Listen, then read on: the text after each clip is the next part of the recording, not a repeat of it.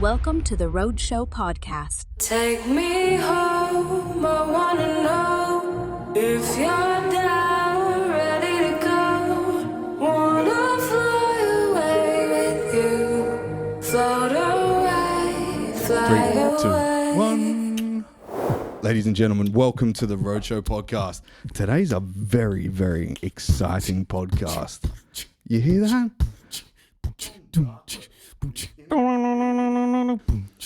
Getting famous in Perth City, yeah? You know what I'm saying? This guy has been putting out remix after remix after remix weekly. Don Darkoe. Yes, sir. Thank you for having me. How are you, brother? I am amazing. Yeah? What's been happening? Oh, it's the festive season, so, you know, a lot of celebrating, a lot of eating, a lot of... Dancing in auditoriums? Yes, but still on the grind, you know, still being in the studio and all. Yeah, yeah. So it's been absolutely great. Dude, I've been enjoying those videos that you're putting out, the reels. Thank you, man. Bro. are you just putting them out like strictly on Instagram, or is that across all platforms? So I've only had it planned for my reels and for my TikTok. So on TikTok, I think as of right now, probably just breaking 6,000 followers so far already. But yeah, and like I've only been experimenting it for like maybe like a month on both, like when I've started fully uploading shit. Right. Yeah. Okay. But yeah, it's good. It's just like my plan is coming to fruition. You know what I'm saying? Because I helped prepared it for all this. So how long ago did you start this plan, this idea? Look, like I've been meaning to. So I've been dabbling into drum and bass just in 2022, like this year. It's still 2022. Yeah, fucking oath. Dude. Just for a few more days. Yeah, yeah. So I've been dabbling in it. Like, you know, I wasn't like, I'm not gonna lie, I wasn't like a huge like, oh yeah, drum and bass, oh my god, like every, you know, for years, like how most people in Perth are, you know, they're hell into DNB. Yeah. So I'm pretty new into the DNB scene, but I've grown to like hell love it. And then so after a year or so of just like listening to it and diving deep into drum and bass, I'm kind of just like, damn, like, you know, like I'm starting to love this, and I think I can bring something new to the table. And yeah, and jump up just hasn't been like, I haven't really seen a lot of the jump up scene in Perth. Right. And you know, I listen to like HeadX and like his stuff is unreal. Just the way he moves the crowd. I like the whole dynamic of what jump up means to it. And then so I'm like, you know what, I'm gonna start doing that. Yeah. If I'm gonna make drum and bass, because I resonate that a lot more with that style.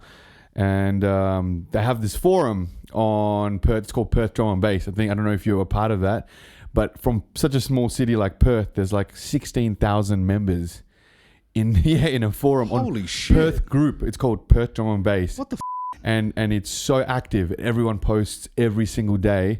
And like as I was, and I've like made over like 4 months, I like made a bunch of singles, right? Mm-hmm. And then there was like 7 of them. And then as I got the name and the logo and the colors and all the branding sorted, I got the music sorted, finished it off, and then I just tested the waters out and I put it out on the Perth Drum and Bass forum, and I was like, hey guys, look, I'm new to the scene here, but you know, I did come from I produced in the past in a trap music project, but here's a bunch of stuff that I want to showcase for a new project called Don Darkoe, and it literally got so many hits in that. Received so well. Wow. And like that post had like over like 200 likes or some shit, like 100, almost 200 likes or something like that, and like shitloads of comments and people just encouraging me to keep going. And that was like the biggest like thumbs up for me to kind of, yeah, I'm gonna go all into this.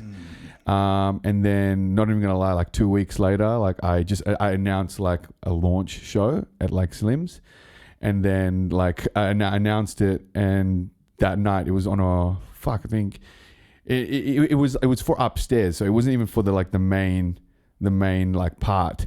And it literally like packed out all upstairs. In that small bar area. In that upstairs? small area Holy was shit. packed, and they're all just there turning up for my launch show. And like I have no following or any prior thing. I just posted up in there and just kind of like it kind of started the hype from there. Damn. Yeah, That's and crazy that you can draw a crowd and not really have like a following at that point. that's why it's like Perth, man, for They something love like it. drum and bass, especially for bringing something new to the table or just really active about it. They'll do it because everyone's always hungry for more, you know. Yeah. And I think Perth is really good because we're such an isolated city. Everyone's kind of like wanting to support every single person that is wanting to do it, as long as they're putting that work and creative effort, you know. Yeah. Well, Yeah. do you remember Amber? Yes, that's where I had my first gig. Oh, Yeah, really? Amber. Dude, I've talked to so many young people and they Fuck have yeah. no idea about it. And you're like, They're what? like- You missed out, bro. Dude, Amber was the good old days, man. Dude, I went down there like recently Yeah. and it's a gay club. What? Lucy's Love Shack. That's a gay club. And What? I didn't even know that. They do pizza. Yeah, they did pizzas. I'm like, pizzas at Amber? Like, I what? know, bro. Well, sometimes there's like an Amber show that they'll put on. Yeah, there. yeah, yeah. And apparently that still decks out. Yeah. So it's like, we need that back. Yeah, bro. right? But that kind of like it always drew a crowd, and like you Always. could go there at like 5 o'clock in the morning, and then Yeah. everyone would be out the front, like Oh, 100%. hundreds of fucking people, and you're like, where did these people go? You know? Literally, right? Because Amber started with doing break beats and stuff, Yeah. right? But I think it became to a scene where like people weren't buying drinks anymore because they were too busy jaws swinging left to right. Just give me some waters, man. That's a good Yeah, point. just waters. You know, Yeah, they're they not were going to always trying to sign a petition to have people have it turned into a car park. Yeah. Oh, Do you remember true. that? Yeah. Nobody signed it. Nobody signed it. I was Yeah. like, right, Amber, what the Yeah, fuck? no shit. Oh, you're bringing me a pad to crush pills up on? It's still the same owners, which is great, you know. Oh, is it? Yeah, it's still Oh, the same shit. by Boomtick. But what's great now, like I don't know if you go on Saturdays, they changed it so like they have these guys that come in and do boiler rooms for house music called the Vault, and that's like very very hype right now. So two of them are like they're my friends and they're doing really well. It like packs out. It's like the place to go now. Right. So if you've ever heard of a place called the Vault, Yeah. or like an event called the Vault, I've heard of it. yeah, so they don't put where the location is. They put location is the Vault, and then they put the address, but the address is where Amber is. So like they're very smart with their branding, so they don't affiliate it with the actual the venue itself. Yeah. They twist the branding so that the venue is affiliated with their brand. So they can have it anywhere. Yeah, Right. right. I see people doing things like that, Yeah. and then turning into like, what is that? Habit. Inhibit. Yeah. Yeah. Yeah. It ends up turning out like that. Yeah. And they can be anywhere, That's and they it. always pull a crowd. Branding. Yeah, That's 100%. branding, That's yeah. what's good, you know. So who inspired you to get into it? To do like a music or making drum and bass. Drum and bass specifically. Honestly, I like the culture of it, right? Yeah. That being cemented in Perth's culture, because like believe it or not, Perth, we have one of the biggest drum and bass followings in the world. Really? Yeah. So like this is what I've heard and been told, but like you know, Bristol in the UK, or that it's like number one, right, for drum and bass. Yeah. It's like, you know, you're in the heart of drum and bass. And honestly, like either second, third, or fourth would either be the Netherlands, Belgium, or Perth. Yeah, it's like we have such a huge drum and bass following here. Like more than many other cities. Like in Australia, Perth is 100%. The East Coast don't really go off on it that much, do they? They don't. That's interesting. So like Melbourne, very housey, very bouncy, like psytrance-y kind of stuff, right? That yeah. And like honestly, like Perth or maybe even Brisbane, like they'll go off to drum and bass, but predominantly Perth. And you just can't escape it. But then when you think about it, Pendulum, Perth, Lude, Perth, Shock One, Perth, Echo Sidetrack, Perth. We're a small ass city, and we're here bringing these big names that are like staples in the scene of drum and bass. That's so a like, good point. So like, why is that? You know, why is that the show? You know, you can't even name any other ones from any other cities. Yeah. Yet I can hear name 4 right off the bat. Like, right? That's actually a really good point. Because I'm trying to think of like somebody from the East Coast that could be big in drum and bass, but literally doesn't come to mind. Right? Yeah, What that's the it. fuck. But the thing about all those artists, what makes it common, what I thought about is like they all got big with basically making dance floor, right? Dance floor, very like commercial vibes that Housey. appeals to the masses. Whereas I'm trying to do something a little bit more underground and a little bit more jump uppy. Yeah. Because like when people listen to jump up, you hear it as like pinger music, kind of. I took my mom to my second show at Magnet, and she's literally like, "What the hell is this?"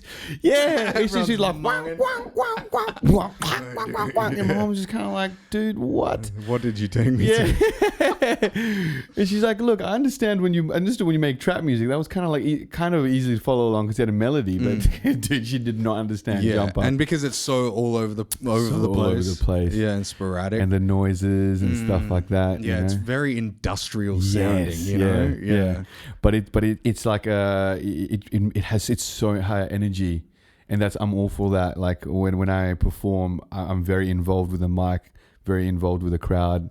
You know, because it's so much more hype. There's other like styles of drum and bass, like melodic drum and bass, and all that kind of stuff. Liquid. Like, do you fuck with that shit? I appreciate that one, but I don't think they're for me in terms of like what I would like to make. You know, like who knows? I might dabble into it like later on in the future because I do like to listen to those kinds of drum and bass. I wouldn't listen to jump up, you know, when I'm in the car. Yeah. Because like, you know, like on the way here, I'd be listening to liquid drum and bass or something or jazzy stuff.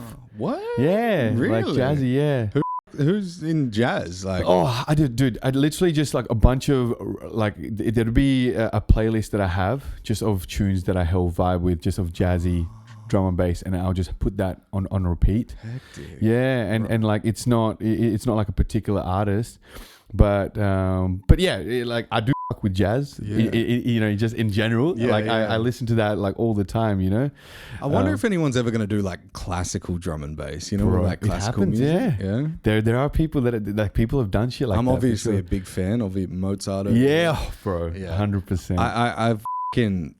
Yeah, classical music gets me going. But like the reason as to why I was so attracted to the videos that you're putting out and literally your sound is because it has like dubstep vibes. Yeah. But that's jump up. Yeah. Jump up is literally what I think dubstep came from and then turned into like drum and bass. Yeah, it was kind of like the elements that I use is very inspired by how like, you know, those sounds that get used in bass house or dubstep, correct? Yeah. Because I used to make that kind of music, so I'm trying to take the inspiration and things that I learnt from what I did in trap / bass music into drum and bass, which is just faster, you know?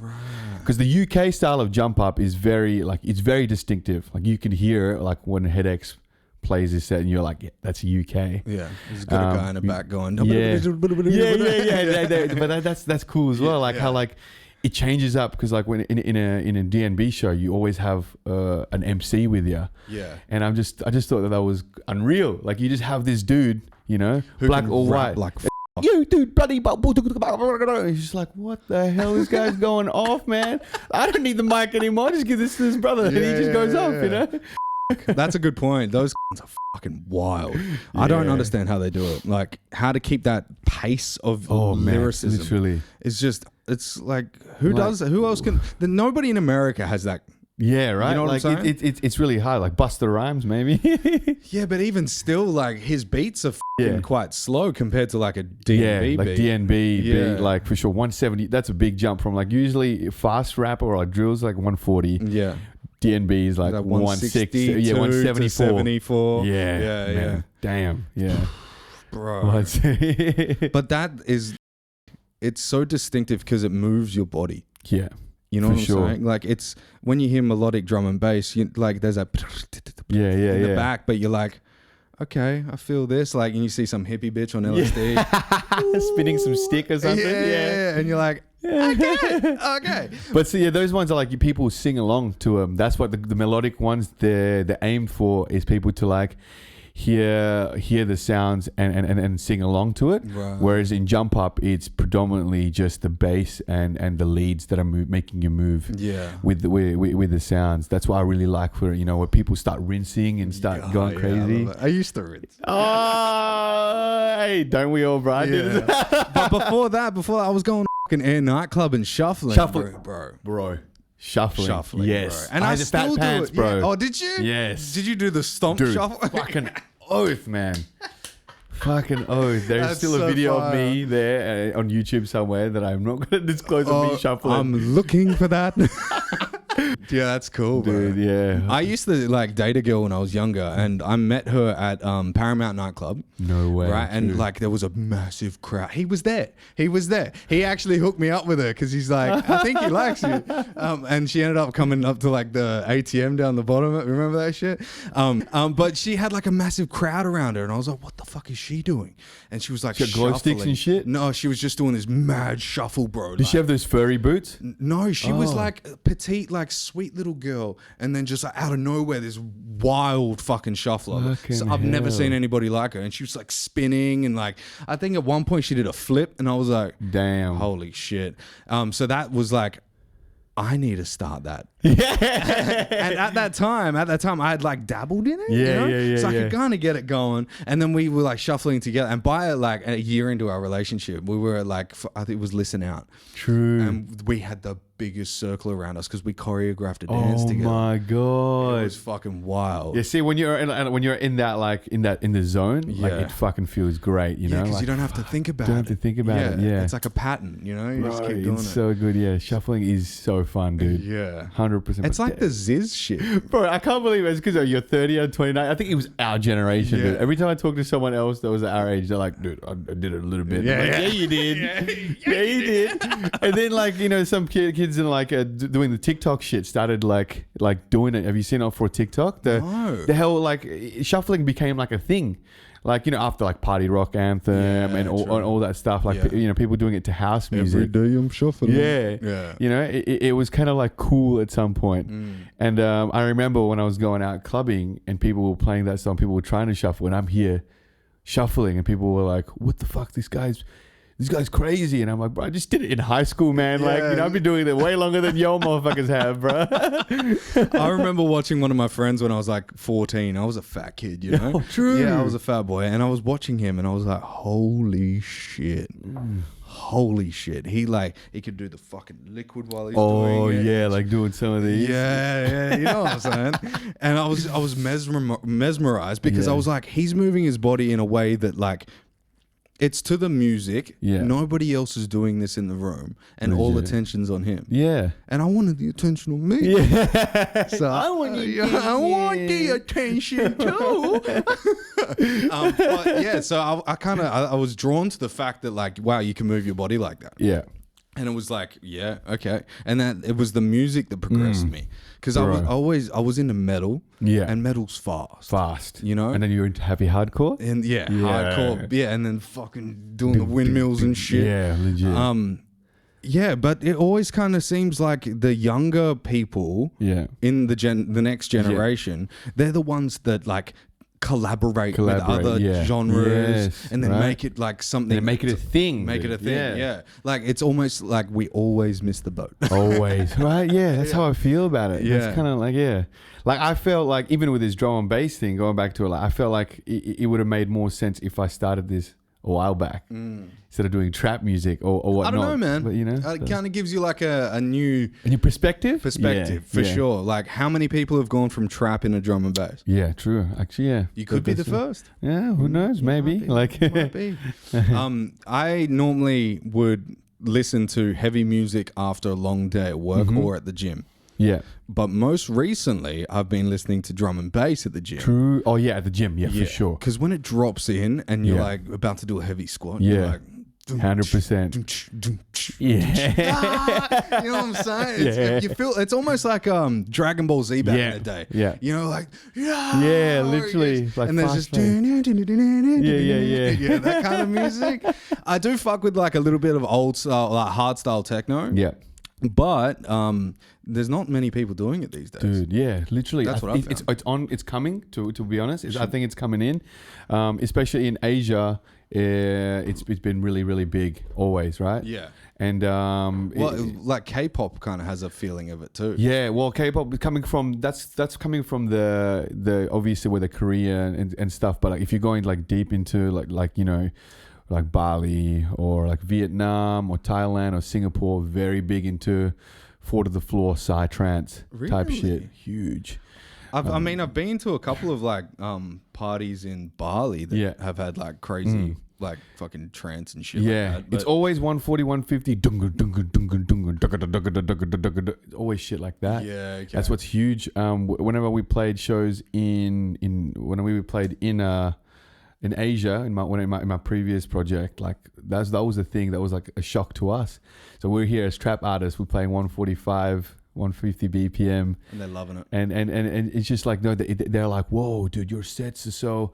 They're like this. It's so unique and different, and we just like, we're trap artists, and in a sea full of artists that just does like a lot of speed house, and psytrance. So we feel like we're a unique bunch, you know. And so like when they do come and watch us, it's a completely different vibe. Whereas when we played over here, you know, or in New Zealand, it was like super normal. No one would play trance or speed house or anything like that. Right. So where have you played? So we've done previously when I was obviously in a duo called Oriental Cravings. We had to change our name to Crave because of political incorrectness with the word Oriental. Really? Yeah. Were you both Asian? Yeah, we're both Asian. Yeah. So we long story short, so we had this headline over in Sydney with another artist that I'm not going to name, and his Want to hear that? Yes, sir. Let's go. And their management strictly forbidded him to upload the promo kit to like the event poster to his Instagram or Facebook because he had our name on it. And he's like, yeah, your name is PC. Like Oriental was like saying the N-word, but about Asians. And I'm like, okay, well, I can say the N-word then. He's like, I can't say it. I'm like, then how come you said Oriental if you said that it's the same thing? It's stupid, right? That's fucked up. That does, yeah. I understand where he's coming from, but not when it's like lighter. Oh, yep. So, yes, sir. Yeah. Not when it's like take NWA. You know, like nobody would actually put the full title on a poster. Legit. So I kind of understand where he's coming from, but they had the abbreviation and they weren't changing their name. So is that kind of what you guys did? Like you were.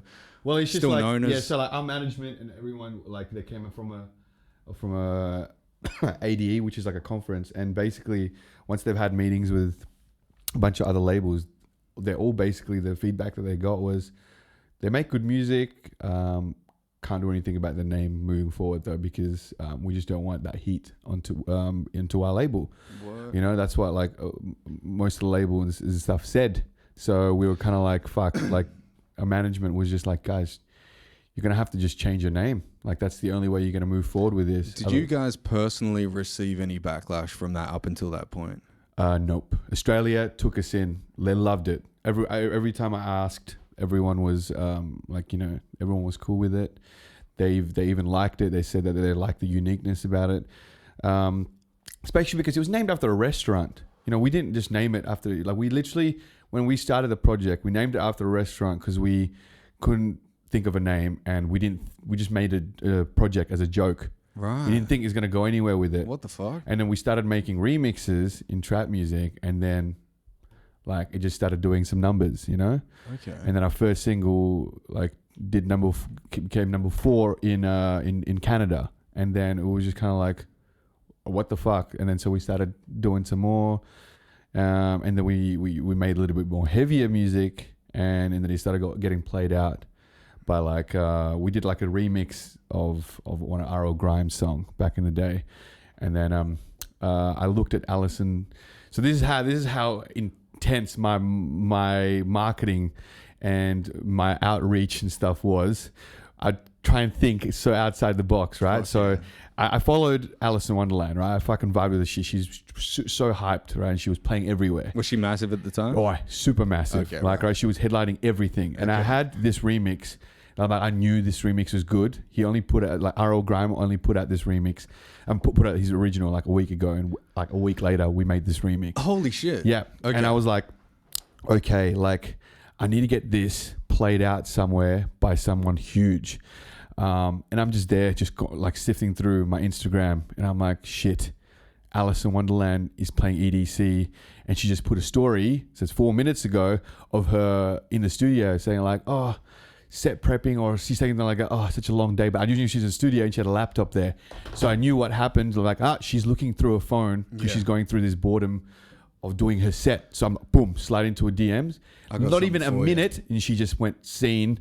And then and replied straight away. Holy shit. And I'm like, hey, Alison, I see you're doing a set prep here. If you need some new music, I got this remix that I know you'd love. She looked at it straight away and she goes, I'm playing this tonight. And I'm like, oh my God. Bro. And then I was literally like, oh my God, Eugene. And so I told the other guy that I was in music with, the duo, and I'm like, oh man. So look what Alice in Wonderland sent. And he prepped the computer ready to record for her set time. So it did happen, and then boom, as soon as she played it, recorded it, and what was insane was she made the edit on the back of a Kendrick Lamar song that was huge at the time. So that went onto Twitter, and the Twitter blew up, and people asking whose edit is this, and then I messaged Alice in Wonderland, like, dude, I got the footage, thank you so much. And then I'm like, oh, I see you're also doing it back to back with Jaws and Diplo. Haha, you should send it to them as well. Just putting the thing out there. I didn't ask. I put the thought out there for her, man. She's like, oh, actually, yeah, I'll send it to them. Bing, another tick. So she sent it to them. As soon as you sent it to those guys, like one of the two biggest DJs, Jaws and Diplo. Holy shit. Like, of course they're gonna freaking like start, giving it out, and then gave it to R.L. Grime. And then people were just putting up the videos everywhere. And then How did you feel? Bro, I was literally just like, I feel like, dude, it's like I got to find the next tale, Yeah. And this is what the cool part is, right? So I ran ads that time, like on Facebook and shit. Back in the day, it used to be a really big thing to run ads. I knew everyone heard the song and vibed it at EDC Las Vegas. So what I did was I got people that went to EDC Las Vegas, targeted it, me playing that, Alice in Wonderland playing that song, targeted to every single person that was there within a 25 kilometer like radius of where EDC event happened. And then people that are like their friends. And then like within like a day, like that post had like 1,000 like likes and all these bunch of comments of people on Facebook. Whoa. Like from there, because I got it in hell quick. That's wild. Yeah, because Facebook isn't notorious for a lot of responses. Back in the day, it was literally just like, keep scrolling. Yeah. So to get that kind of response on Facebook, Yeah. is wild. Bro, you had a remix from R.L. Grime, and R.L. Grime listened to it. Dude, yeah. So like That is wild. Yeah. And not just that, right? So when he took it, and then what happened? He started putting it in an edit over his original one. Oh, wow. So it became a staple in his set for like a year or two. Holy shit. So like every single time we just, ran it when he played it out and someone was there, they'll tag us, and they'll be like, oh, Thing played your remix. Aragon was like, oh, fuck. That's insane. and then, yeah, he got in touch with his management because like they were loving, what we made. And then like a few months later, while we were on that hype, train, that's when like our name kind of cemented in the Australian culture because trap was big then. Right. So our booking agent was, was able to set up like with our first tour, 3 months, boom, boom, boom, at 17 dates or something in 3 months. And then like, okay, your momentum's good, make another remix. And another guy from our agency was like, you know what? It's about to be an anniversary, like 25-year anniversary of All the Things She Said by Tattoo, All the things you said, all the things you said, right? And he's like, just do a remix on that. Trust me. I'm like, I don't know. Is it going to be good? Like, did a remix. And then Dylan Francis grabs it. EDC Las Vegas puts it in the radio and be like, bro, look at this Tattoo remix. What the hell just like happened? And then, and like, you know, we have the recording of him saying everything and talking about how he loves the remix, said our name. So, you know, we used the shit out of that for marketing. Shit. you know, remix by Oriental Cravings. Like, and then he's talking about it. And then that, you know, that one spread like wildfire because of the momentum that went down through there. Sent it to Arl Grimes' team. Arl Grime used it as another edit of his song. So now It's worldwide. Yeah, and then so that just kept gaining our momentum. And then, you know, eventually when after all of that, they said, you know what, the name's not there. Yep, basically. Now, it's funny because I basically just told you like my career story in like a but that's nutshell. wild, dude. That's such an insane story to have. And to think that you did it from the most remote city in the world. Yeah. It's pretty fucked. Do you think, have you made that connection? if it wasn't for the internet. Yeah, right, dude. Legit. If it wasn't for the internet, if it wasn't being able for me just having a look and stalking around, like to be able to just get, because attention is everything, right? Yeah. If you can't pay for attention, you might as well just fucking be sure to put up whatever something big you have is as soon as that person's looking your way. Yeah. You know? Dude. Crazy. Holy shit. So what made you get into like music in the first place? To revert back on the question, because it seems like you've had like this journey of ups and downs and like trying different avenues. You've basically been running full steam into a maze. Yeah. And you've come out the other side. Yeah, it is. It's still a fucking hard journey. Like for sure it is, you know? And That's life. What do they say at the bottom, at the peak of every mountain is the base of the next? Yeah. Yeah. Wow. That's so fucking true. Damn. Yeah. But yeah, it was Flume, to be honest. Really? Yeah, Flume that got me, like, as in, like, just listening to his shit. It literally amazed me single-handedly. I'm literally like, what, this guy's making the most insane electronic beats, and he's doing it just from his computer. He's like a young kid, you know, just living with his parents. When he first fucking hit.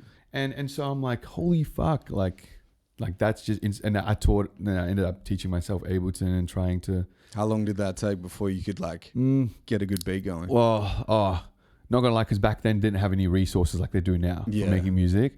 So quite a long time, you know, like a few years. Yeah. And then maybe till I perfected, but I started releasing after like maybe one.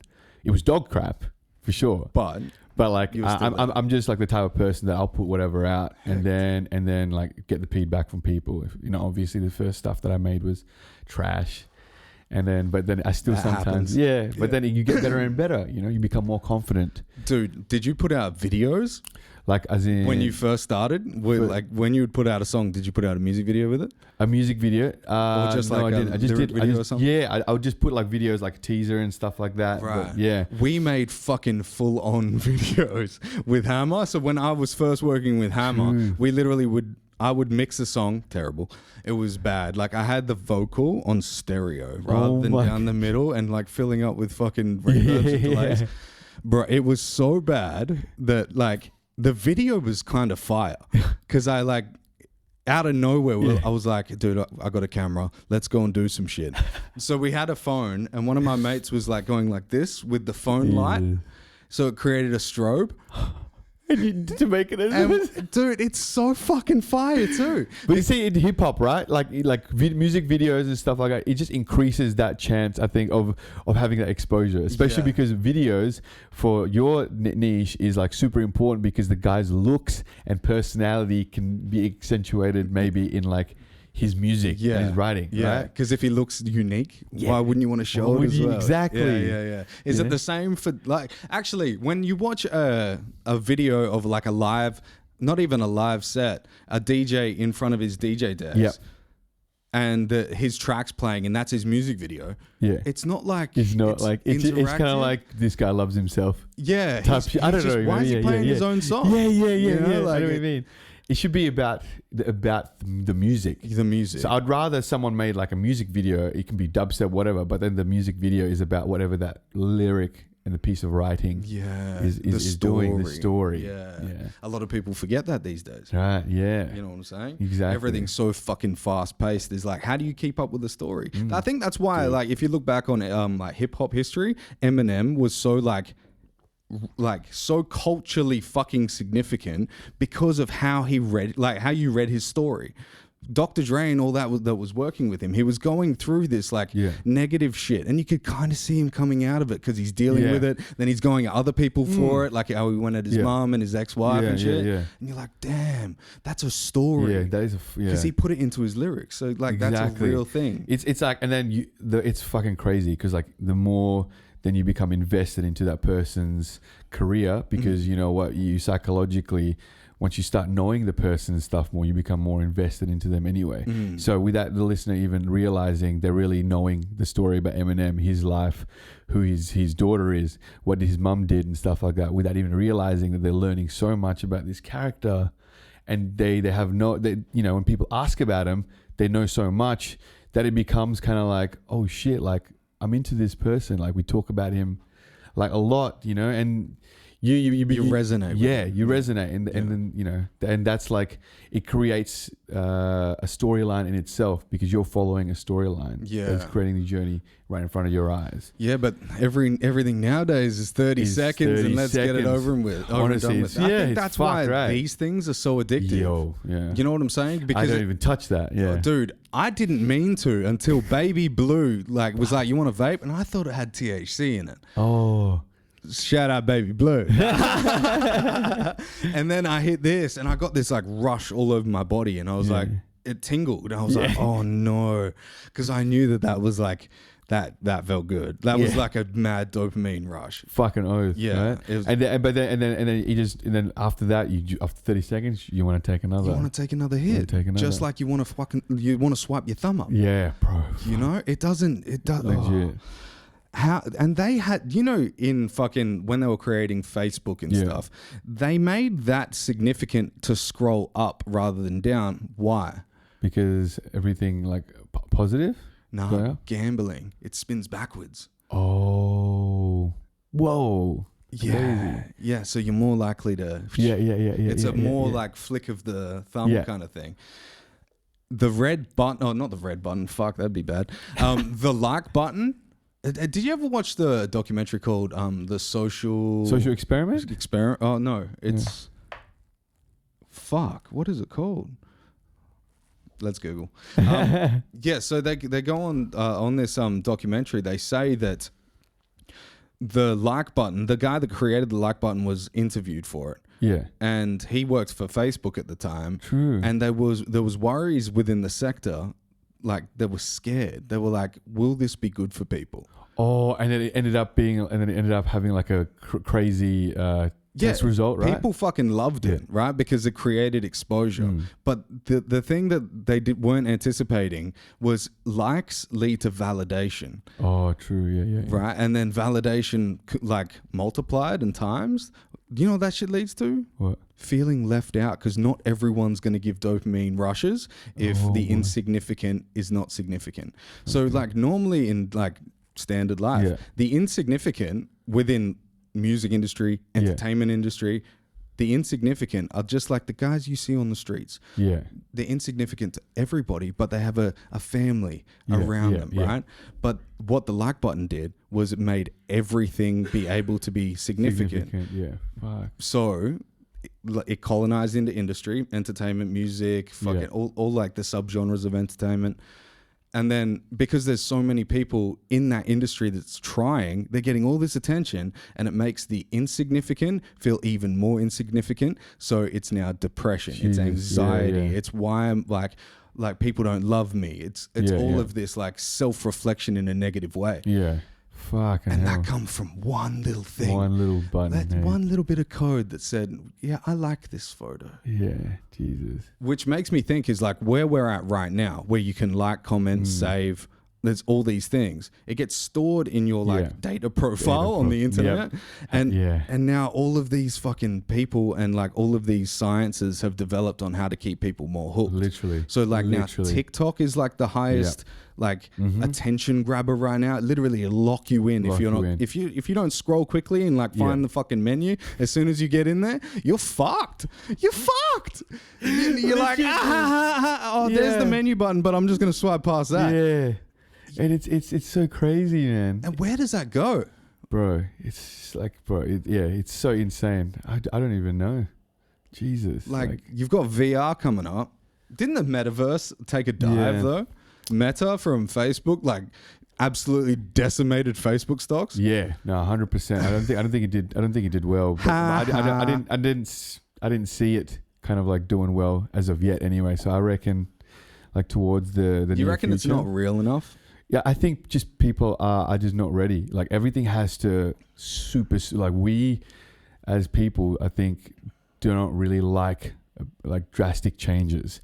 Like it's one of those things Small where drip drabs. Yeah, it's one of those things where it happens and you look back and you're like, what the actual fuck?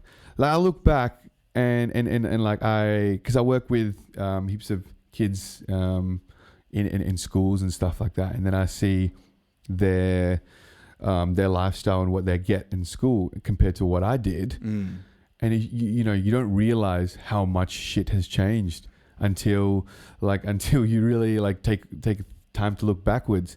You know, just imagine like That's back, a good point. dude. Like imagine back in the day, right before you could start scrolling up and down with Facebook and shit like that. You know, back when probably when we were at like 18, it probably wasn't really there. Yeah. Like you had Facebook to put statuses up. That's all you basically look, but you're not sitting there aimlessly scrolling to different videos, right? Don't you reckon we were more sociable when we went to nightclubs? Would you reckon we were more like we were more relatable and we actually enjoyed ourselves more? Like, don't you reckon? That's a real thing. You go to a club now and everybody's on their phones. Bro, you can either socialize. If you can't be fucked socializing with people, just look down, man. There's a fucking screen right there. Yeah. That'll entertain the fuck out of you. And like back then, like, you know, we didn't have that shit. Like we don't, I don't think we're that old. Yeah. Right? Yeah. But like, that's how fast it's progressing. How fast it's progressing. But I didn't even take notice because it's slowly, step by step. Yeah. Before, and people don't like, things are only going to fuck up if it's huge change. So like you're saying with this VR thing like that, we're not ready for that shit yet. We're only starting to look down at a screen. Now we're gonna have to now we're only looking to just keep our eyes on that screen. But are we ready yet to have our screen become a reality? Not yet, you know, right? But it will happen soon because the screens get bigger. People are more exposed to things to the point where like their reality that they're living now is probably not going to be as the good one that they're going to be living. Yeah, from a computer. I went to my parents' house the other day and saw like my parents had a busted old TV. And I walked in their lounge room and this fucking 85-inch screen was on their wall. And I was like, what the fuck happened? Are you guys cool? Like, what happened? What's going on? We'll be like, we cannot see with those little screens. Yeah, they're like, I don't want to have to put my glasses on when I watch. And I'm like, but that's the size of the wall. That's like, you can't see the wall. Why you got artwork up and photos and shit? Like, it doesn't make sense as to why, like, the size of the screens have gotten bigger, and then our want to be constantly entertained grows as well. Dude, isn't that wild? It's so crazy. Like our want for entertainment is insane. It's insane, if I'm bro. not disciplined, I will scroll all day, all fucking day. Like, I've probably lost a year of my life so far. I reckon. Wait, legit, hey. Like maybe more. You know what's fucked? Even though I'm saying these things like that and agreeing with you, I know that I'll have fun. As soon as I open that fucking T app and start scrolling, dude, I know I'm gonna see some cool shit as soon as I go on that app. Like I know right now, me saying this as I'm agreeing with you, how much it fucking infuriates me. Like I know, bro, I'm about to get some fucking sick ass content. You know, through my dopamine shit right now. You know, I'm about to be validated by someone that's going to make me feel good about myself through speaking through podcasts or fucking talk shows. But I know it's so stupid. Like, it's like, fuck, I need to go talk to a human. Yeah. You know? You need that face to face. Jesus. That's why, like, before the podcast, I'd always get face to face because of working in like Yeah. a music studio. Yeah. But after I started the podcast, I was like, wow, like just being around people isn't enough. Dude, you really you need to have lock in literally- and like take on another person's vibe. Oh, 100%. We're so primal, and to Yeah. think that we can jump forward into that kind of like, it's gonna be fine. Like Yeah, it's all right. We'll just like meld with fucking electronics, and we'll be the fucking butterfly that comes from the Yeah. fucking the technological cocoon. Yeah. It's not. crazy, It doesn't yeah. work like that. We've had like 50 million years or some shit of our like genetics forming, and it hasn't changed that much. If you look at like fucking 6,000 years ago on the ancient fucking tomb pyramids, what do they look like? Yeah. Humans. They weren't chimpanzees. Yeah, they weren't fucking shrews. They were fucking humans. Yeah. 100%, man. We don't change that quickly. So Yeah. when something comes really fast, rapidly.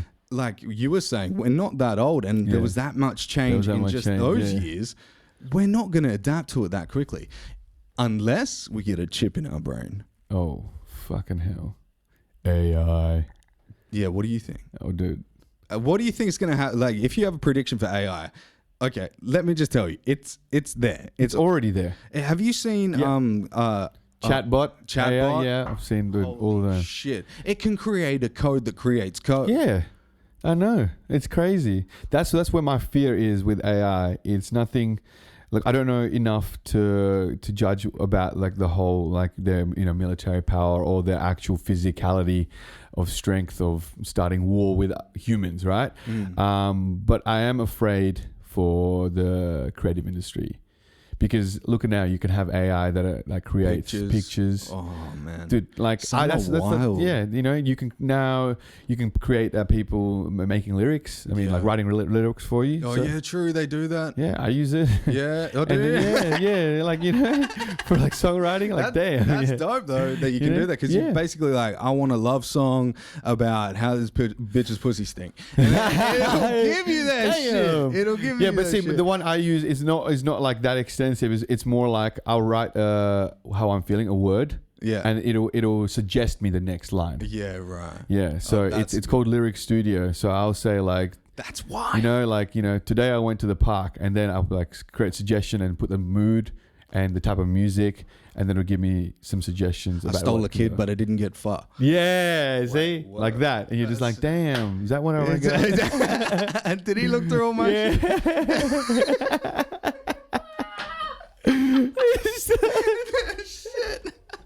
Fuck, man. And then, the shit like that. You know? I am scared though too.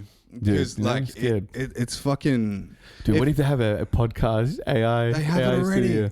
Like what? Podcasting each other. How are we going to kill these humans? No, they can literally take like a voice generator. Have you heard the interview that Joe Rogan had with Steve Jobs that never happened? What? Yeah. What do you mean? Yeah. What happened? So it's an AI wrote what would happen. Yeah, What and then they got because like Joe Rogan and Steve Jobs talk so much in videos, Yeah. they've pulled all these fucking words off of online and then synced them up into volume and tonality. So it sounds like them having a conversation. but it's Well, there's no Joe, video, but it's on the thing, you know. Yeah, dude, it is wild. That's fucking And crazy. like right now, there's an app that will change your voice. So there's a girl, it was a bald-headed dude actually. The girl did the Beyonce one. But there was a bald-headed dude and he like a white guy. Yeah. And he's like in one frame of like your screen. And it's like standard 16:9 Yeah. on its side. Top right-hand side, there's a bald guy. Underneath that is Morgan Freeman and his voice. And whatever this guy does, it shows you the next layer on the screen next to it. And it's him with like talking as Morgan Freeman, but no no face or anything. It's changed his voice. The next one down is just him talking with he's talking like his normal self, but he's got he's Morgan Freeman. And then the last one, it shows you Morgan Freeman talking as Morgan Freeman, but it's this guy. It's just layers of what AI. the? That's fucking Generators are scary, getting crazy, dude. dude. That's scary. That's scary, right? Because now, like, you could be a political leader. Yeah. Oh, dude, I think I heard about this. It's called deep spacing or something. Deep faking. Deep faking, yeah. Deep faking, Yeah. right? Yeah. That's scary. You see the guy that's on TikTok that pretends to be Elon Musk, but he, you clearly know The Asian dude. Yeah, he's like, hello, I am Elon Musk. I am Elon Musk. Yeah, I have Tesla. He's got like a Elon wad of Musk. cash. Like something Elon Musk would never do. Thank you.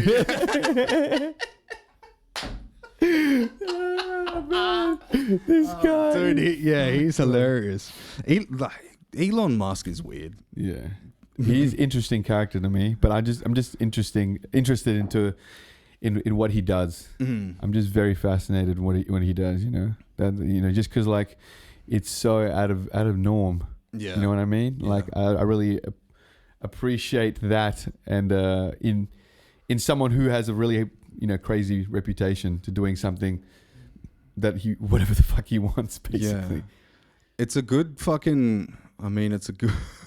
It's a good bit of leverage for the autistic community, Dude, for sure, right? Because he's 100%. I kind of think autism, and I know this is going to be controversial. I kind of think autism is like the next revolutionary stage of human biology. Don't you think? Someone I think have said that, right? Asperger's or something. Yeah, like any kind of like lightly spectrumed. Yeah, lightly spectrum because they are advanced in a particular thing. In a particular thing, but also they're emotionless. Yeah. So they're not like worried about if someone hurt them or they don't hold on to things. They're just like laser focused. Yeah. It's kind of wild to Yeah. think like it could be, man. That is actually wow. I wouldn't know much about that, but that makes you think for sure, dude. But I'd hate to say that, and it comes out that that's not true. It's like the blind are doing awesome things for the people that can see. Fuck, man. It is. That's an interesting thing, dude. Yeah. Holy shit. I know. So, what started you in trap music? Trap music, oh, bro, like it was just the first time. Like, everyone listened to Big Room House back in the day. It was the first time I heard something that was just so different. It's not like dug. Yeah. And and I don't know the sounds, the way it like when R.O. Grime or Skrillex like performed like trap. I just thought it was something different, and the impact it had on the drops, on people dancing, rinsing and stuff like that back when I was like 18, 19, my early 20s, and going out to clubbing. I just thought, dude, I want to be the guy that plays and performs. And then it came down to that. So trap made a massive fucking change over the years. Super, yeah. It's crazy now. It's so different. It's not what it used to be. Yeah. Everyone's gone a little bit more heavy. Yeah.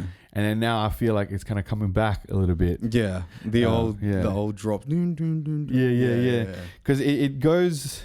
So after trap music, like in terms of how I see it, like after that became popular, hip hop then became super popular. And then they fused. And then they fused. And then now it's like grime, UK stuff is kind of like almost kind of getting into the drill. Yeah. And all that shit, I was listening to Migos at the gym today. Yeah. R.I.P. Yeah, bro. R.I.P. Take off. It's to think about how it's actually set out audibly. Like it's very resemblant of how it used to be, but just with like a hip hop undertone. Yeah. You know what I'm saying? Yes, actually. Like it follows along, dude. Like I was listening to No Master P, 10 Bad Bitches and They After Me. What's that track? What's that track? Is it Mustard? Yeah. No. Fuck knows. What was I going to Google before? Why do I have Google up? I was going to Google something. What was it? This is why he needs to be Googling. Yeah, bro. Come on. They're going to like that thing messed me up, it's bro. Strong. That's a medical shit. You should have warned me about that, bro. Sorry. It's only light medical though. It's like 12%. It's not bad. Yeah, it's some strong shit. But I'm having this is great right now. But Jesus. Yo, bro. I'm on this chair, but am I on this chair? I mean, we're like flying through the universe right now. Oh, bro. No, it's some nice shit. Just like through the nose. It's so good. Yeah. Yeah. I like indica's good. I like sativa. Yeah, well, that's like a blend. That's a hybrid. Yeah, hybrid. That's why it kind of like pepped me up a bit. Do you smoke and make music? So that's what I started dabbling it to, because when I was doing that, I was coming up with different ideas that I wouldn't do when I'm completely sober. Yeah, you know. Yeah. So I dabbled in it. You're kind of less rigid, right? Yeah. Yeah. You're like, oh, I could do more that. risky. Yeah. I'm more risky for sure. You know. That's what I would call your music, actually. True. Yeah, the stuff you got risky. right now. It's risky. Yeah. I know that's such a pretentious word, but it kind of is because nobody else is doing that shit. And it's like, are you like, did you have the thought at the beginning that you were like maybe feeding to an audience that wouldn't like? For sure. Yeah. For sure. But I watched a lot of content and listened to a lot of content to the point where like if you're in your own lane, you actually have a much better chance of standing out straight away. Yeah. So that's the same in every genre, I think. Exactly, yeah. I just broke everything down into the goals and what I needed to do before I launched it. And so that's what's unreal about it, like that it's kind of doing something. Yeah, but it's so different. It is actually so. I can't think of another artist that is doing that. And okay, let's get down to the editing. That's what I want to know, right? It's like, how are you doing these crazy video edits? They're wild. So I use CapCut. It's an app. I use it for captions on my reels. Yeah. I'm gonna put their symbol right here. Yeah. And that's my secret trick to making all my amazing videos, because everyone asks me all the time, and I've honed it down so I know exactly what I need to do in every single one of those videos. Like I'll ask a question, like, I'll send it to people. Does it hook you in? What is the thing that hooks you in? And what makes you stay? And then when I'm editing it, I try and kind of like ask myself those questions. Yeah. Yeah, especially visually and also like audio audibly. Yeah. Dude, it is actually crazy because like when you first started out, you didn't have that intro Perth City part. Didn't have it, So you're obviously progressing and you've caught that vibe now, right? The Stormzy one is wild. Dude. Yeah, that's the one that went the most viral. Yeah. On my I think it has like almost 200K now on TikTok. Yeah, so nice. I haven't even seen your TikTok either. true. Yeah, I'll go jump on there. It's crazy, dude. You know what's crazy that I found out recently when I did some diving about TikTok and Reels. So the way that TikTok is moving, I can't believe the way I said it, the way TikTok's moving in 2023. Yeah, it's trying to compete with YouTube into becoming like a search engine platform. So what it's trying to do is actually improve its SEO. So, which means anyone that is wanting to do TikTok in 2023, TikTok is not just going to push you out your videos to every single to the algorithm steps anymore, like what it used to. So before you made any type of content, it'll straight away throw you into an algorithm that is based on what the type of content you're making. Dog videos, it'll go into all the dog community. Now that's tier 1, and based on how many people like and engage that, you'll be put on tier 2, and that's when you start seeing like 10,000 views. And then after the tier 2, it goes to tier 3, where if it does well, it'll go to your 100,000 views, and then after that, it goes to virality, where they let it view to everyone. Yeah, that's how TikTok used to do it, right? Now in 2023. Not like shit anymore. It's all about SEO. So what you say in the videos, what you put down, your captions, things that are relevant into the video. Is that to captions, to your description? Yeah, they're increasing the character, minimum characters as well to it, so that people can just search, Roadshow podcast or like something, and it will come up with content that automatically pops up that talks about that specific content. Holy shit! That's where TikTok is moving towards. Is it there now? It's slowly starting to, like, now you can have 150 characters on TikTok for like Descriptions, yeah. right? And I think they're going to increase that a little bit more. Fuck. You also realize that the desktop version of TikTok is becoming a little bit more usable. So when you go on the desktop on the actual computer on TikTok, Yeah. you can actually, like you're doing it on your phone, but on a desktop version, it's becoming more search engine based so that it takes over YouTube. So the way you treat TikTok now is going to have to be, you have to niche down like a lot. And then you really be really good with those hooks and everything, because they don't really care about the old algorithms, the new ones. That's how it's going to be. It's all SEO optimization. Does it scare you? Fucking oath. Like, but like I'm trying to get ahead of the curve. Yeah. Yeah. Yeah. And Where then- did you come up? Like, so was this all knowledge that you read up on the internet? Yeah. Internet. I just keep up to date with it like every week or so. Okay. Right. With TikTok changes, Reels changes, Instagram, Meta, Twitter. I don't use much of Twitter, but just any social media stuff. Mm-hmm. And then I'd usually let like a few of my social media guys like Brandon and shit like that, Yeah. and like Daniel and the people that are like it's relevant to their job. I'll just give them an update. Oh, guys, just by the way, Reels moving to this, Instagram, TikTok's moving to this, or this happened. Whoa. Yeah. Okay, so where does your fascination come from that wanting to learn that? I love marketing, dude. Do you? Like I think, It kind of sounds like it. dude, I love marketing. That's why I don't know if you know Jackson Axon. He produces dubstep and stuff like that. But me, Axon, and Brandon have been always in touch since like the start of my music career, and we've always loved marketing and stuff like that, right? Yeah. And so it just fascinates me. No, it's all good. I got water. Yeah.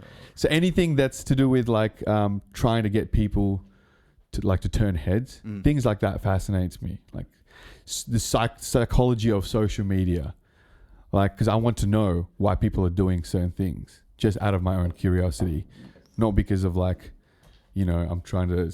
A lot of it, the reason why I like to study and read up on it is because of my curiosity and shit like that. Okay. So where does that come from?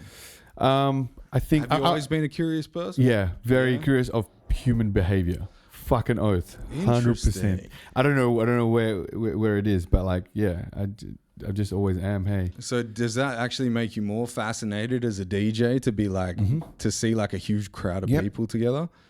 every single time I DJ out, I always have these motions in my head. I'm like, okay, so for example, you're at a club, you're playing this. I could use the old synagogue as a reference because I used to DJ there, but I used to do this tactic every single time. So people will come in all different times, and they'll either flock to the bar or they'll sit down with their friends. I wait, and then it's like my goal is, okay, right now if I read the room, there's probably like 50 people in here, but no one's on the dance floor. And I'm thinking to myself, why? What's the type of vibe? Okay, I'm playing like tech housey stuff. Is the song known? Not really. Look at the demographic of your age. Is it going to appeal to these people? Not really. What do you see? Okay, I see a lot of women. I see them. They're like 25 to 30 years old right now. Not the young. The youngins haven't come through yet. It's just because it's just early peak of the hours. Mm-hmm. When it goes from restaurant to bar. So I'm like, what am I going to play? Okay, 25 to 30-year-old women, predominantly probably wool.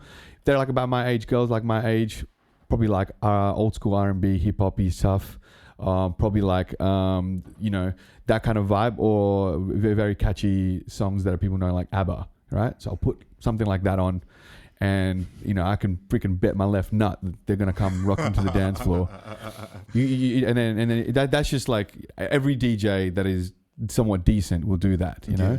And it's kind of like, okay, now how do I keep them there? Because you can't be playing ABBA all night. Yeah. So another thought process goes into your head. So what happens if you make the girls dance, the guys will come flocking. So you're all like, rule of thumb is always trying to make the girls dance.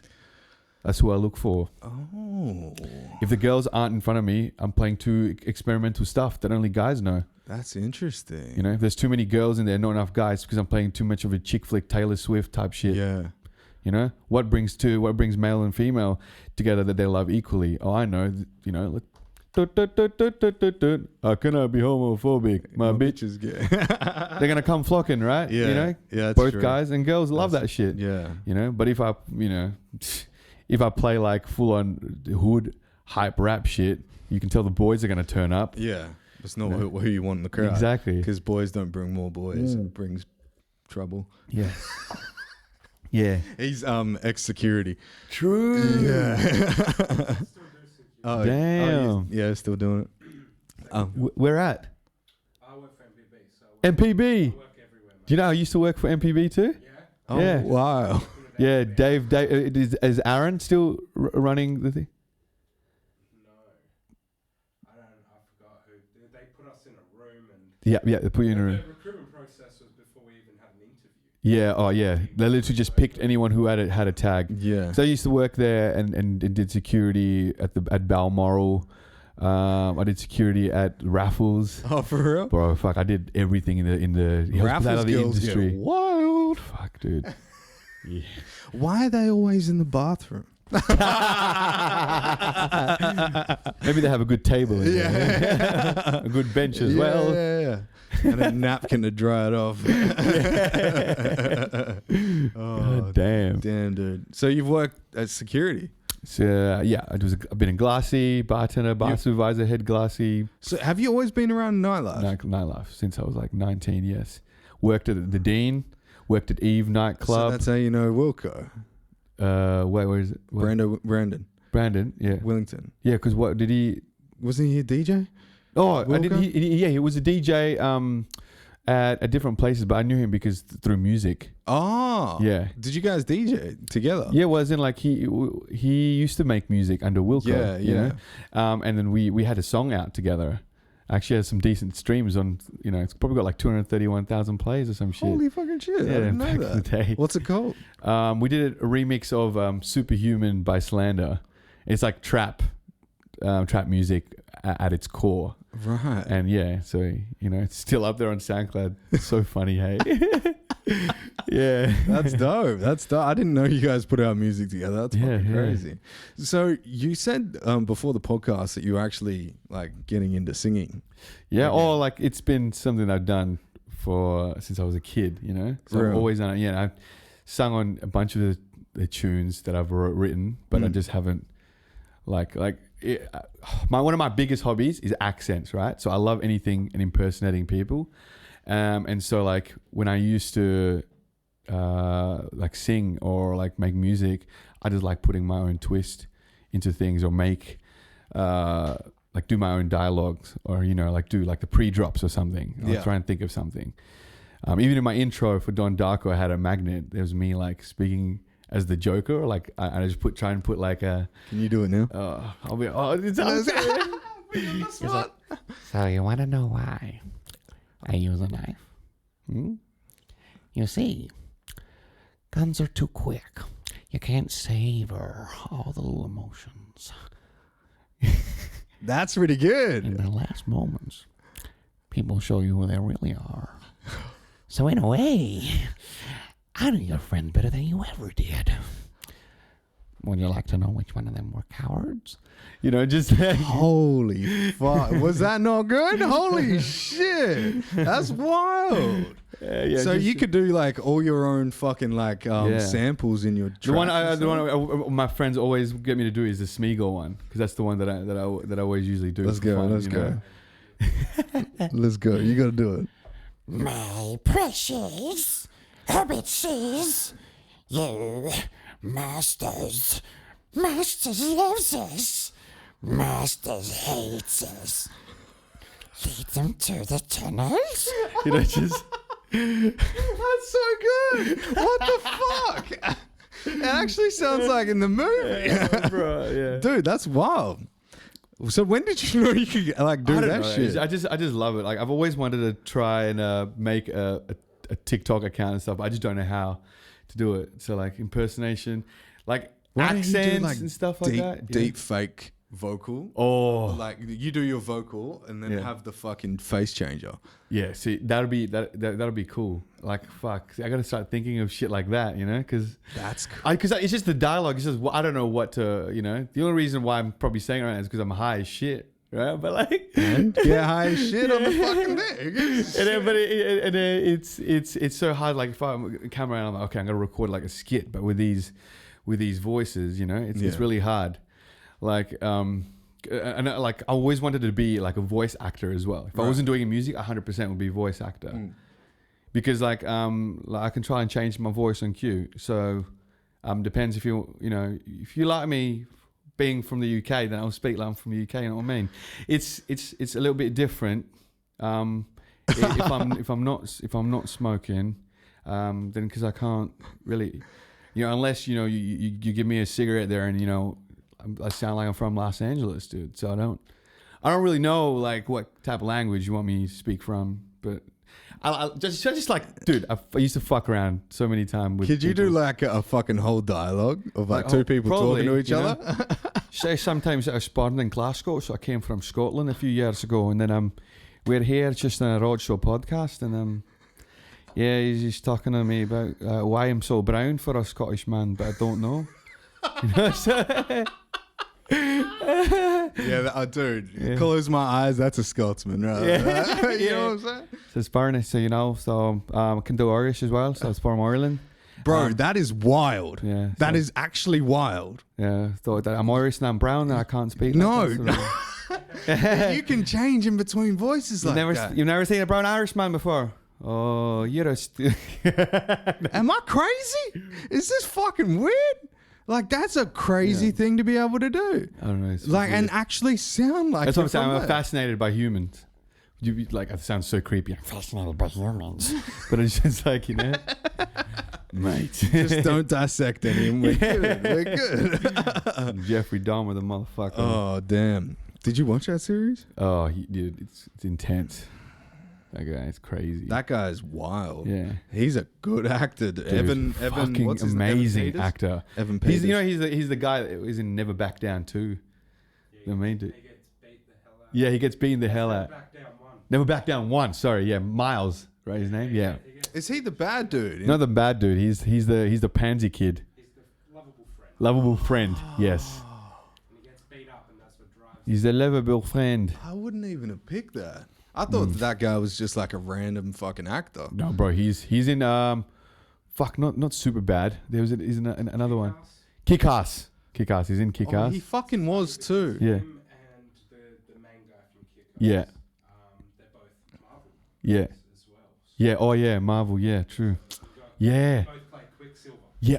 Oh, So if you put those What? together, which I do, fucking hell. They both played Quicksilver. both played Quicksilver.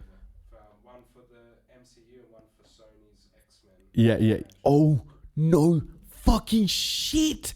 Completely forgot about that one.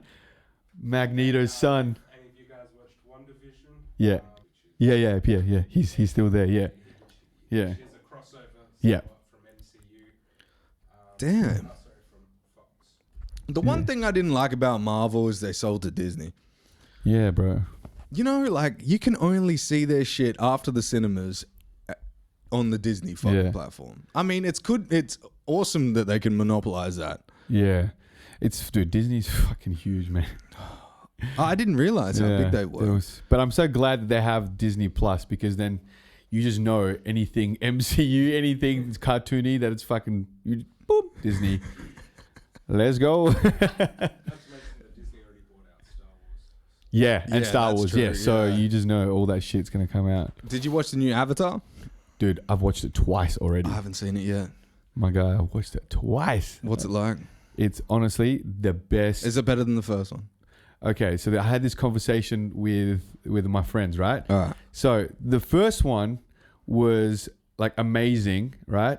But it gave you that factor that holy shit, you've never seen anything like this before. So it became extra amazing. Yeah. The second one is just as amazing as the first one, but if not better, but it doesn't give you that the same feeling as it did the first one. Yeah. Because the first one, you haven't been exposed to what the fuck Avatar is, what the storyline is, or anything, right? You don't know. You just come in through and then you see the CGI and you're like, holy shit. The second one, you already expect all the good CGI. You already know the storyline is going to be good. You already know this. And it lived up to its name. Right. but it gave like different effects. Okay. Yeah, it's I weird. hear the water is insane in the second one. Fucking hell, that's why it took 13 years for them to make. He's recorded already. Yeah, number 3 and 90% already. Yeah. He's already started number 4. Yeah. What? Yeah, they've had to start number 4 because he had to make sure he did the filming for the kids before they grew out of age. Oh Yeah. shit! Yeah, What the fuck? because otherwise, imagine that. So they'd in 4 years' time, they're all probably going to be significantly older. Yeah. Especially the one that plays the little girl. That's a good point because we look at our parents and they were like, "Holy shit, Titanic!" Yeah, Right? And if we were little kids when Titanic came out, we would have been like, "Whoa!" And then when we get old, it's going to still be like, "Wow!" It's Yeah. going to be significant for our lifetime. Yeah. But little kids don't give a fuck about their parents' movies. legit. Yeah, So I understand what he's trying to do. yeah. If he makes it like a mega fucking thing, and it It lasts, happens every 2 years. Yeah, so it's going to keep releasing every 2 years. 2022, 24, 6, 8. I heard when that first Avatar came out that they already had the second one ready. Do you remember that? Oh, they had. It's just they didn't perfect the CGI. Yeah, so they went back and did Yeah. like a bunch, right? Yeah, so they went back into it like that. That's, I think they just wanted to make everything super perfect. Yeah. You know. That Sigourney Weaver's old as fuck, boy. Yeah. You know the old redhead Yeah. lady? She's like 70 now. Really? Yeah. Holy shit. Yeah, it's been like what, 10, 11 years? 13 years. There you Yeah. go. That's so crazy. 13 years and then the Yeah. second one comes out. That's But next- I guess like who was it that did it? Lucas? Jeremy Cameron? No. Oh, James Cameron. James Cameron. Yeah, Jeremy James. Cameron's a Geelong player. I was going to say George Lucas. That was Yeah. fucking wrong. Who's George Lucas? The guy Star Wars. Oh, okay, right. Yeah. Yeah. So James Cameron, he is like, if you look at any of his music, Yeah. they are all kind of like historically significant. True. You know, What did he do? Like Planet of the Apes or some shit? Didn't he do Titanic? Hold on, let me Google. Terminator. That's it. Terminator. He Yeah, did, not Planet of yeah. the Apes. But it was the storyline was. He pretty did sick, though. Avatar, True Lies, Aliens. Holy fucking shit! How many has he What? got? Okay, so True Lies, Aliens, Terminator, Alita, Titanic, Terminator 2, Terminator 3, Yeah. Sanctum, Solaris, great movie, True. Terminator 4, Point Break, holy shit, Point Break. I haven't seen Point Break yet. Deep Sea Challenge, The Game Changers, Alien, Terminator, Rambo. Rambo. That's why the fighting scenes were lit. Lit as fuck. If you've seen Avatar 2, the fighting scene was fucking lit too. Like, how can you make that many fucking movies? Bruh. It this does. guy. Yeah, the guy's a fucking genius. I think like I'm that's glad it's in good hands. yeah, you know what I'm saying. But he kind of like he's a smart marketer as well. Then Yeah. if he's bringing out like after all these years still working on the same Yeah. franchise, a lot lot of people give up on franchises. Oh, for sure. Like, Because he's trying to make a world out of this. yeah, Trying to make a right. world, yeah. Imagine if it becomes one of the VR worlds. Oh on my like God. metaverse. That's fucking crazy. Because that's how it kind of started, right? Oh my God. Imagine if it's just like the government's way to slowly like brainwash you. Oh, they Avatar. You see Avatar, and what the hell do you make when you're in your computers and shit? Avatars of yourself. imagine if the government came up to James Cameron and were like, "Hey, we're gonna start the Avatar programming of society. We Yeah. kind of need you, like, it's gonna be in about 15 years, 20 years. We kind of need you to do an early indoctrination. Yeah. So we'll get them thinking that it's cool. That it's cool, They can be that it's somebody legit, else. that They it's can be thinking- accepted think by about their them. tribe. What the fuck? Yo, Remember they yo. were like, in the movie, they were like, he's not one of us. He's, Yeah. you know? You don't have legs, but then when you put the fucking It thing on, fixes your it shit. fixes your legs, bro. What the fuck, Don Darkoe? What the you fixes your leg. You start fucking being able to jump and shit. You have these animals that you ride, bro. And then like everything's fucking blue. There's water constantly coming off fucking hills that don't have any water on them. Yeah. Up, down is up, and up is down. And it's literally showing you that like the paradise is inside that. That is the message. It is literally showing you. scary You will shit. be able to walk if you put this shit on. You will be able to experience paradise and flying if you put this shit on, You you will can have the never families. die. families. Yeah. If you put this shit on, it's shit slowly, you know. on. You never age in this. Yeah. It's like, dude, it's crazy. And then you're And oh, dude, so you haven't watched the second one, right? No. Oh, I kind of want to say this, but it's probably going to give it. No, it's not going to give anything away. I guess. All right, go. Oh, so there's one of the scenes where they extract something from a whale, right? And they specifically say this one vial will stop you completely from aging. Just like as in like that's the vial that comes through it. You know, it's kind of like showing that like fuck, that's kind of like something that we're trying to work towards, or putting it that's already in there, like in the movie. You know what I'm saying? It's just, Well, that's what they're doing right now with lizards. like you know, with the stem cells. No, yeah. Well, it's like a really tiny amount of like this certain genome, but But like they're regrowing. Yeah, limbs, bro. yeah, What the fuck? yeah, About the lizard. yeah, Dr. Connors from Spider-Man. yeah. He becomes the lizard. Yeah, that's how he becomes, because he wants to. Yeah, Oh, this just got weird. yeah. Right? It's fucking it's crazy. What if all movies were indoctrinations of the future? Maybe In some way or another, that's how we work. Like that movie Outer Space. out of, dude. It could, you know, like people were saying that we're not even far off to being true. That fact that we're in a matrix, some sort. Well, isn't there like who was that person that said it was more likely that we are inside Yeah, of a of a matrix. inside of a game that already Yeah. is run by like a VR Yeah. thing. Yeah, exactly. Because like that's what I'm saying. See, like, because this is what he said about it. Like he's like, why do you think that it's in the future? Because then he goes, look at the VR that they have right now, and how insane the reality is of how like the graphics is getting so much better. Like we've made progress more than 10x in terms of like making things look more realistic, right? As years go on, and it's growing exponentially. And that's what he's saying. There's going to be a point now where you know in the future somewhere where it just becomes so perfect that we're unable to tell if it's real or not. Differentiate it from reality, yeah. And like he's like, in the statistics, the rate that we are growing, you know, like in the future, he can see that like it can lead up to that point. So like what if it's been to that point now where we are now inside a reality? Do you fuck with philosophy? Like sometimes, Yeah. yeah. I mean, like, you know, I don't read up much on it, or like pursue philosophical shit just because it'll make my head spin, dude.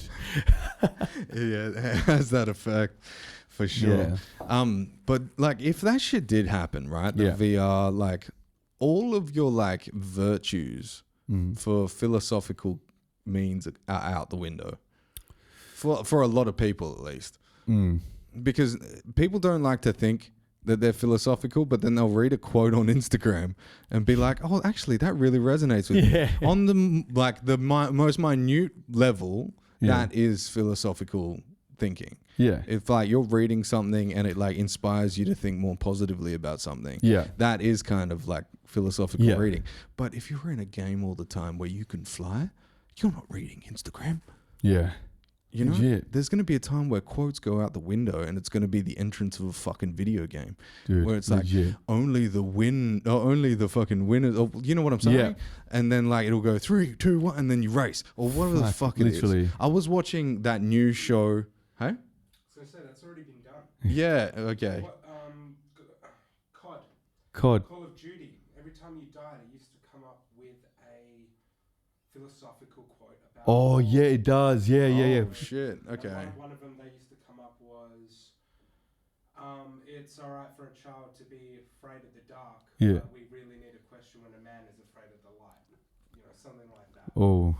Ooh, that's rough. Pretty sure that was Yeah. Socrates or Plato. Yeah. Okay. But like, I forget my point now. It is fucking Yeah. crazy. Just the Yeah. quote before smashing into a game.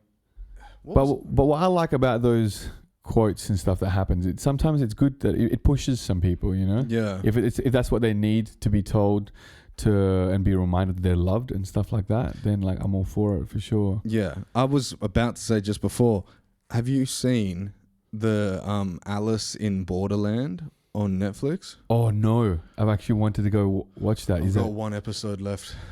Is apparently that people say it's better than Squid Games? It's way better than Squid Games. And I loved Squid Games. Damn. Like, it is so fucking fire, gory, brutal, and like plays on your emotions in a way that Squid Games never did. Like, he wasn't really friends with those people, but in Alice in Borderlands, Don't spoil it. no. There's so much. I'm not going to give away any of the games or anything like that, but bro, it's literally like reminiscent of what we're talking about. Damn. Like VR reality. Like, there's points throughout it. I'm like, are they like literally doing this shit on us? Yeah, like, no. I was thinking to them. I was like, are these like people in this game literally doing what I think the world is doing with VR? Yeah, it's fucking crazy. It's fucking wild, and like having like full lives inside of these things. Have you done VR before? I have. Oh, true. I've done it a few times. Oh yeah, I've done like there's one where it scans the whole room, right? And you actually walk around the room like you're walking around a thing. Your normal room, yeah. Yeah, but it's not like you're walking around a normal room, as in like you're inside the game. You go inside the game, and then like pretend there's tunnels, you know. But the tunnel goes. It makes behind you the couch kind of thing. Yeah, it makes you go around in like circles, but then in the game you think you've gone so far. Like you're going up an elevator, then you're going in a car, and then so like in the car, like you're obviously standing still, but in the game you're going like 10 kilometers, and then you take that bitch off, and you're like, wait, where am I? Yeah. And you're in the city. and you're like, you think you've gone so far, and you're just in the same room walking around in circles, you know? Yeah. Because they can make you. They can. It feels like you're going up the stairs when you're actually just on flat ground. Yeah. They can. Yeah, literally. That's wild that people can do that, bro. Holy shit. It's just like it's such a fun ass hobby, you know. But like I don't know, it's a weird thing to call like a hobby. But I honestly do like when I hear someone with a different accent, I do try and like learn it, you know. Because like everyone's from like a country, but doesn't mean if you're from America you all sound the same, you know. Because if you're probably from the South, you probably sound like this. Like you don't even know, you know. Like, is my name Lyle? Am I fucking my sister? Maybe. But, you know. Oh, shit. Holy fuck. You should do that. Yeah. You should make a bunch of videos up into like, you know, an email bank that you could send to people and be like, hey, if you guys got anything going, like at Disney and stuff, I reckon they'd be into it. Yeah, they'll be like, as long as you can record yourself and have like this kind of quality and stuff. Yeah, that's probably because it's just is more like just I guess again what they want to portray as, you know. Yeah. Because it's interesting. I think building a character would be so fun. You know, if some cunt just drew a character in front of me and was like, do the voice for this guy. Why don't you hit up cartoonists? That's probably hit up a cartoon. Make a fucking cartoon. I don't know anyone who's I just don't know anyone in the industry, you know, or like what. Have you heard of Gloomy Doom? Gloomy Doom, no. Gloomy Doom is a chick that I met at a bookshop once, and she like fucking in Mount Lawley. She was drawing something on the counter, and I'm like, not on the counter, but you know, like where she was working, taking all the like payments and stuff. Yeah. And she just started drawing like this awesome little sketch in front of me, and I was like, "What are you doing?" She's like, "Oh, nothing."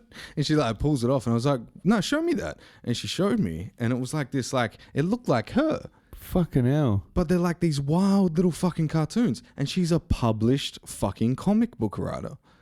That's so crazy. And comic book writer. Yeah. And what about do they also do animations like the animationists? Whatever. I imagine so, because I think like on her page, animators. She has animations on her page. So I can. Dude, see, like that would be sick. I would love to do some form of voice acting. I mean, it's always so fun. Yeah. Because like I don't know how people get into doing that. You know, I bet there's fucking obviously tons that are like better than me. You know, there are some days where you just feel the voice and that come out, and you're like, this is the fucking precise voice or accent of this person. That's when you should record. That's why it's fucking hard. And then sometimes when like people are like, hey, do it, like you're just like, fuck, you get lost. You know what I'm saying? Yeah. You know, just smoke a bit of herb. Find that fucking chi, that inside fucking just like because you kind of have to go into their mind, right? Yeah, like yeah. who they are, what they're doing. Yeah. You know, like as you said before, like I don't sound like a fucking Glaswegian. Like you know what I'm saying? yeah. I was like, damn. But they do have a lot of brown people over there. Yeah. Have you been to Scotland? No, I haven't been to Oh, Scotland. No. dude. Is it good? Yeah, it's fire. Apparently, their underground scene is fucking Well, like hectic. underground, is it? They probably listen to Gabba, which is like, Yeah, probably. you know, like That type of- that Gabba dance does my head that in, bro. Gabba, man. It's so Do you like fucking it? Weird. No, there's nothing remotely good looking about that dance. Yeah, I know. When shuffling, like when girls do it, I'm like, damn, you Yeah. know. When if girls Tits Gabba, bouncing. it's just kind of like, It's bro, like- what are you doing? Are you on the freaking cross trainer or something? It's what it's like. Yeah. It's like really bad aerobics. It's like, yeah, that's what I think. It's like cross trainer or like, And they do the backwards clap. yeah. And they're like, oh, bro, it took me like 30 minutes to perfect this. Trust me, man. I know this is very hard to do. They're all wearing shoulder bags. Yeah. Well, cousin, you know what? I'm gonna Gabba on you, bro. What do you think about the mullet? The mullet? Yeah. Honestly, at first I was literally like, that's fucking disgusting. But now I can see that they're just trying to be patriotic, and it's a look that Australians call themselves proud in it. So I have that appreciation that they just want to, you know, like the typical Australia guys now, spear dealers, a mullet, and fucking mustache, and a vape in their fucking left hand, Yeah. a party shirt, and fucking snail trail. Put that bitch down. I'm gonna shave my belly. No, but that's like And a why- fucking VB in their fucking other hand. every kid you see that. Yeah. What, And they think it's cool. They like it because, like, dude, look at footy players. They got all the fucking footy players now wearing it. You got the, what is it, Australia's fucking sweetheart. Who did it fucking, first? What? Oh, dude, they did it back in the day. Like heaps, you know, like all footy players with their fucking long hair and mullets and shit. Yeah, true. That's a good point. Didn't Ben Coleman? Oh, not Ben Coleman. Yeah. Ben Cousins have? Yeah. A mullet at yeah. one- Everyone. Yeah, I think everyone did. Yeah. Yeah. But then, like, everyone's, yeah, you know, everyone watches footy and, oh, yeah, it's fucking sick. And Yeah. then, you know, shoeies and shit like that. Bro, that tie to Ivasa from the UFC. Bro, I should have worn my Tai Tuivasa shirt today. Have you got one? Yeah. Oh, fucking shit. love him, dude. Repping it. Yeah. Dude, he got fucked up in that Dude, I last know. bout. I think he's probably focusing a lot more on drinking and his fucking... Who was it? Alex Pereira? No, not Pereira. No, Ghane? No, I don't know. no, it Someone wasn't Garno. No, not in Ghana. Like something Ghane or something like that, isn't it? Hold on. Google. Fucking some shit like that. We'll get it up. Yeah, I can't wait for this Volkanovski versus Islam, man. I'm so fucking ready for that shit, dude. Like, oh fucking, Volkanovski's you can't be crazy. Australian and not be a Volko fan. He's the most down to earth cunt. Was that? Yeah, the UFC gym. Yeah. So I met him there. Fuck, dude. Yeah, he's 100%. He's a lad, and all he does is just be kind and talk. You know, he's Yeah. always the nicest person, just ready for a challenge. Cyril Gane. Yeah, see, that's what I'm saying. Cyril Ghane. Yeah, Cyril Gane.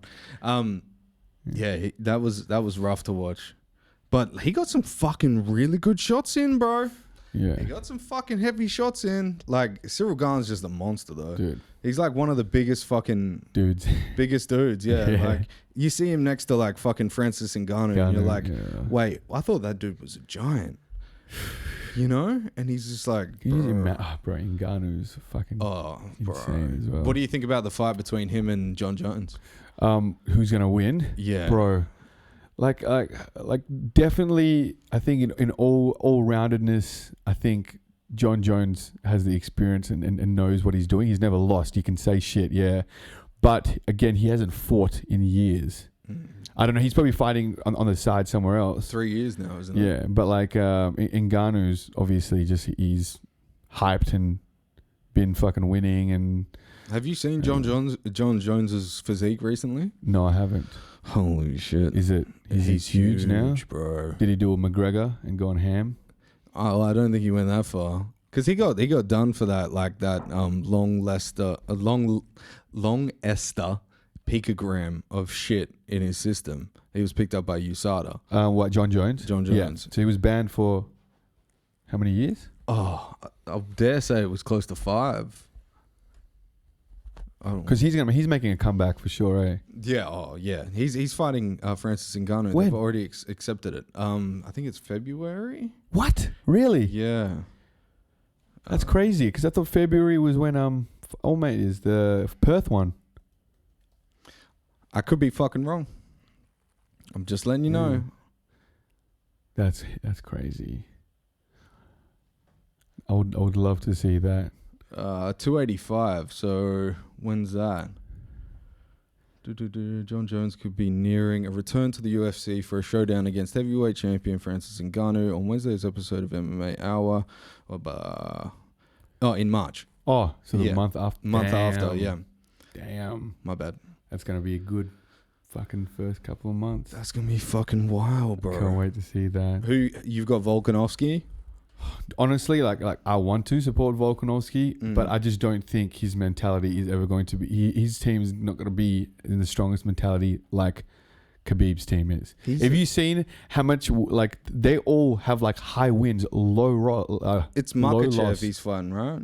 Yeah, Yeah. Islam Makhachev. Islam Makhachev is a fucking destroyer of He's worlds. insane. But Volkanovski's a beast, bro. Volkanovski doesn't give a fuck. He mauls people. Yeah, he does. He definitely has that fight, that fight in him. But I just don't think he's, bro. Like I just think Islam Makhachev is like a killer. Volkanovski is a fighter, but you're going a fighter against a killer. You know what I'm saying? He's a lighter version of Khabib. Yeah. Yeah. And Khabib even fucking highly regards him. Yeah, he says he's If probably better. If not better, yeah.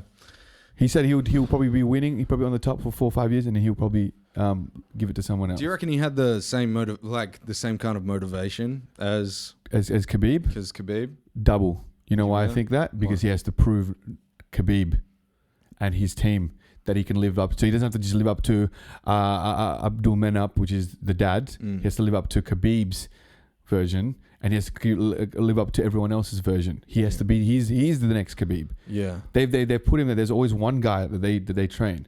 So Khabib now he's going to Abdul Menap's role, the dad's role of being the coach, the one that gives to everyone. That's what it's like in a Muslim hierarchy. You have that one person who everyone worships and looks after you. Yeah. That is Khabib now. You have the big brother that everyone has to look up to. That is now Islam Makhachev. Wow. And everyone is he's going to be the guy now that like has 3 people on him at all times. Everyone watching his weight, everyone watching what he eats, everyone watching his fights, you know, who's surrounding him. It's going to be like the Khabib. What do you think about the Conor McGregor Oliveira? What, like he's going to go against Oliveira? Yeah. Bro, Didn't they just sign contracts? He's going to fight Oliveira straight off the bat. Straight off the bat. Bro, he doesn't deserve that fight. He's going to get mauled. Yeah, of course. Yeah, he doesn't deserve that fight. But like, I don't know what McGregor is doing again. Like going back fighting. Just fucking retire, man. You know? Well, he's got the financial support from his own lifestyle. Because just when I bring out that Ed panties, he just wants to fucking, you know? He's that guy, man. He's that guy. He's always going to be that guy in that culture. What are your thoughts on Jake Paul?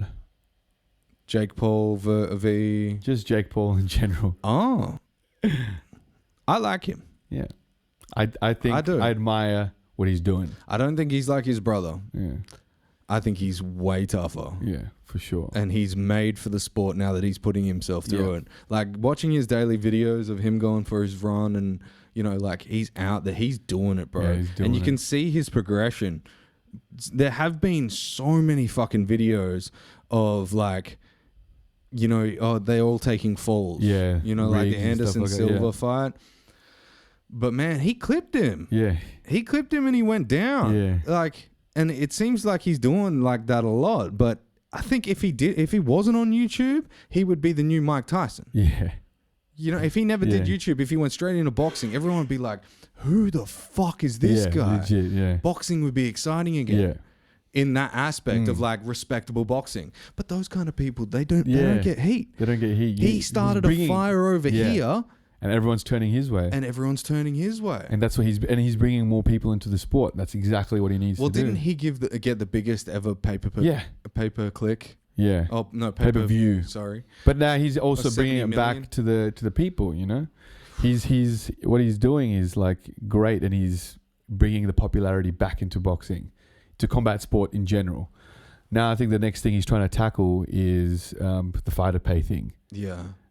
Which is good. You know, I'm just gonna be up on the sidelines seeing them do shit. You know, so like those guys are the people that can change things and make things happen on that bigger scale. We just got to be out here supporting it and just being like, hey. Is he really doing it though? Do you think?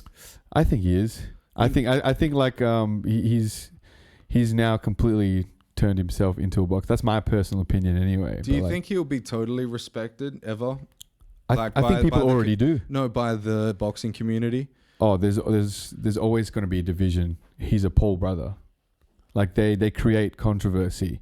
They're the government's biggest tools for distractions. Oh shit! Here we go. Open up a loophole. What do you mean by that? Oh no, it's just my own freaking wild thoughts. You know. Let's go. I just think like a lot of things like that, like the Paul brothers, they have so much power to kind of make people turn their heads. I think they just keep people entertained. Like there's got to be, I don't know. I think just there's some form of bullshit as to why they do a lot of what they do.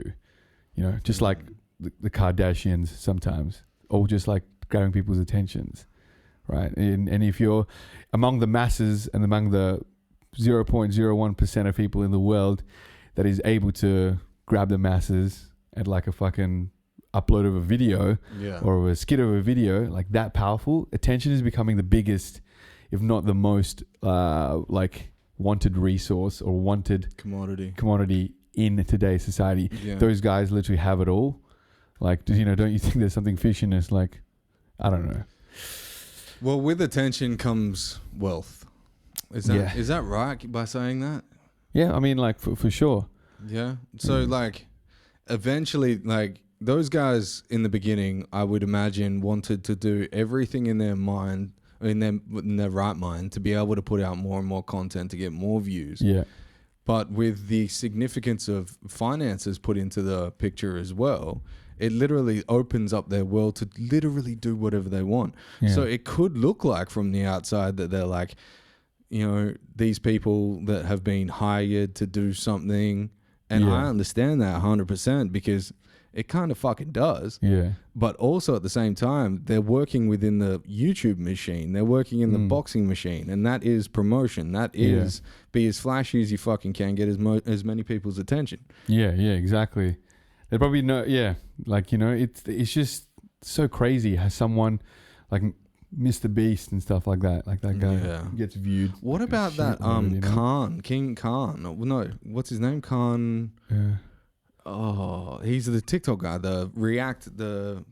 He's from like the black guy, France or some shit. Yeah. The one that does the that video. Yeah, true. That's insane. He got viral without saying a single word. Yeah, he hasn't said anything. He went to the FIFA World Cup and and then the ad, they're like, okay. I was like, what the fuck? This motherfucker. Yeah, like it's fucking wild how he got so famous just doing a Mr. Bean. He's literally the cultural Mr. Bean now. But it's so smart because, you know, most people probably just watch the content and not put sound and stuff anyway. I don't know, and then just do captions and shit like that nowadays. That's a good point. So you don't really need captions when you're sitting at work in your cubicle and you're trying not to make any noise. They're the best ones, I'd imagine, right? You're like fucking off from work and like your job really isn't that important. You're like, what should I do today? Literally. So you fucking hop on your phone, but you can't let anyone know. And like people are going to notice earplugs because they stand up in the next cubicle and they're looking straight over. Oh, I know. If I put it in the corner. Yeah, and have it just there. Yeah, just have it fucking playing. And swipe, dude. Doesn't TikTok swipe up for you? Yeah, after maybe you can turn it on, kind of to make it happen. And then you can just watch that shit all day. It's crazy. What the fuck? And then so like that, so like I said, TikTok, more SEO, Reels. Like you probably get a lot of people that are like way more...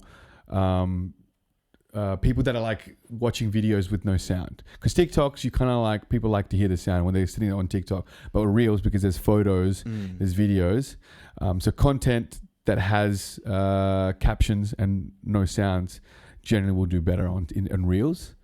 Things that are more visually and like flashy in your face would probably do better. And more curious would be better on TikTok. You know what they should do on TikTok? What? Steal it, China. Let's go. Yeah. But they should definitely have, you know, when you go and there's like, you watch a video and say it's like 3 minutes or something, then there's a part 2 and a part 3 and a part 4. You can go on to their profile and then click the next part of this video and it'll go down. But if they had it like another swipe option, like swipe right to watch part 2 now, and you swipe right and it goes to that. That's actually, that'll be that. Yeah. You know, like a carousel swipe kind of thing. Yeah. So you like it. So you swipe down for new shit or swipe up for new shit and swipe right for. I just don't know why that's not even in there for already. Dude, I've had some wild fucking thoughts. Before there was like a different emoji. You know how you can do different emojis to like things on like Facebook and stuff? I messaged Mark Zuckerberg and I was like, dude, you should do different emotions rather than just like. And then like within 6 months it was up. So they were obviously already talking about it. He never read the fucking... Yeah, of course. Fuck Zuck. See, but shit like that, like if you can double down on it, like you just prepare your content for shit like that, for sure, you know? And like that's why podcasts do really, really well on TikTok and on Reels, especially if you have caption. Because then it has to be so if you're doing like a podcast, the thing, because I have 2 friends that I'm pretty close with, and they started a podcast like 2022, started putting it out or maybe just before, maybe end of 21, but now they've got like almost 500,000 followers on TikTok and shitloads already on Instagram. And like I was there as the first ever guest when they first started. They didn't know what the fuck they were doing, but they knew the type of stuff that they were going to put out, and they did the rounds. They experimented on the uploads, and the way they found out to blow up on TikTok and Reels is obviously to micro content, and the contrast is the most important thing. So if you have like what you have there, like a dark background, so like you will see like there's a dark background, there's me, that's the second contrast, and third one will be the captions. There's only basically like 3 things that your eye is going to point out, so that automatically becomes caption. Yeah.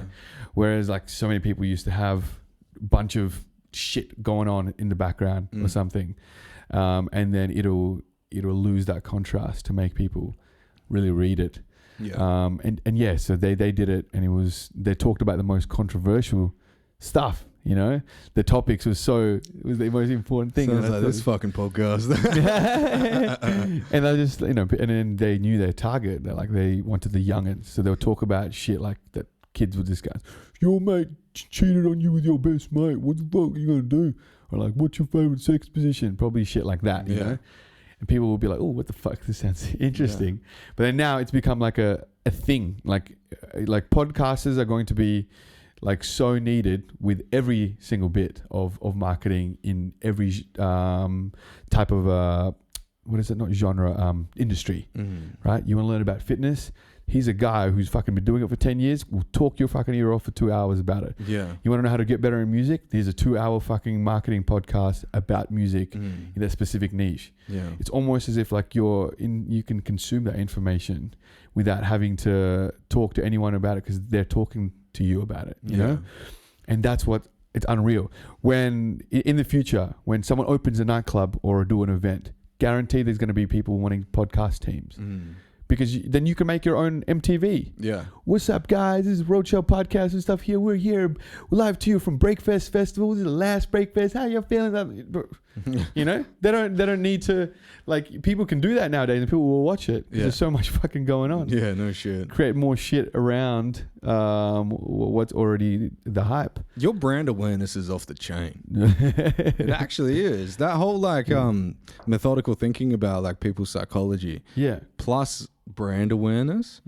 That's intense, bro. Thank you, bro. Well, just I guess I'm just experimenting on myself.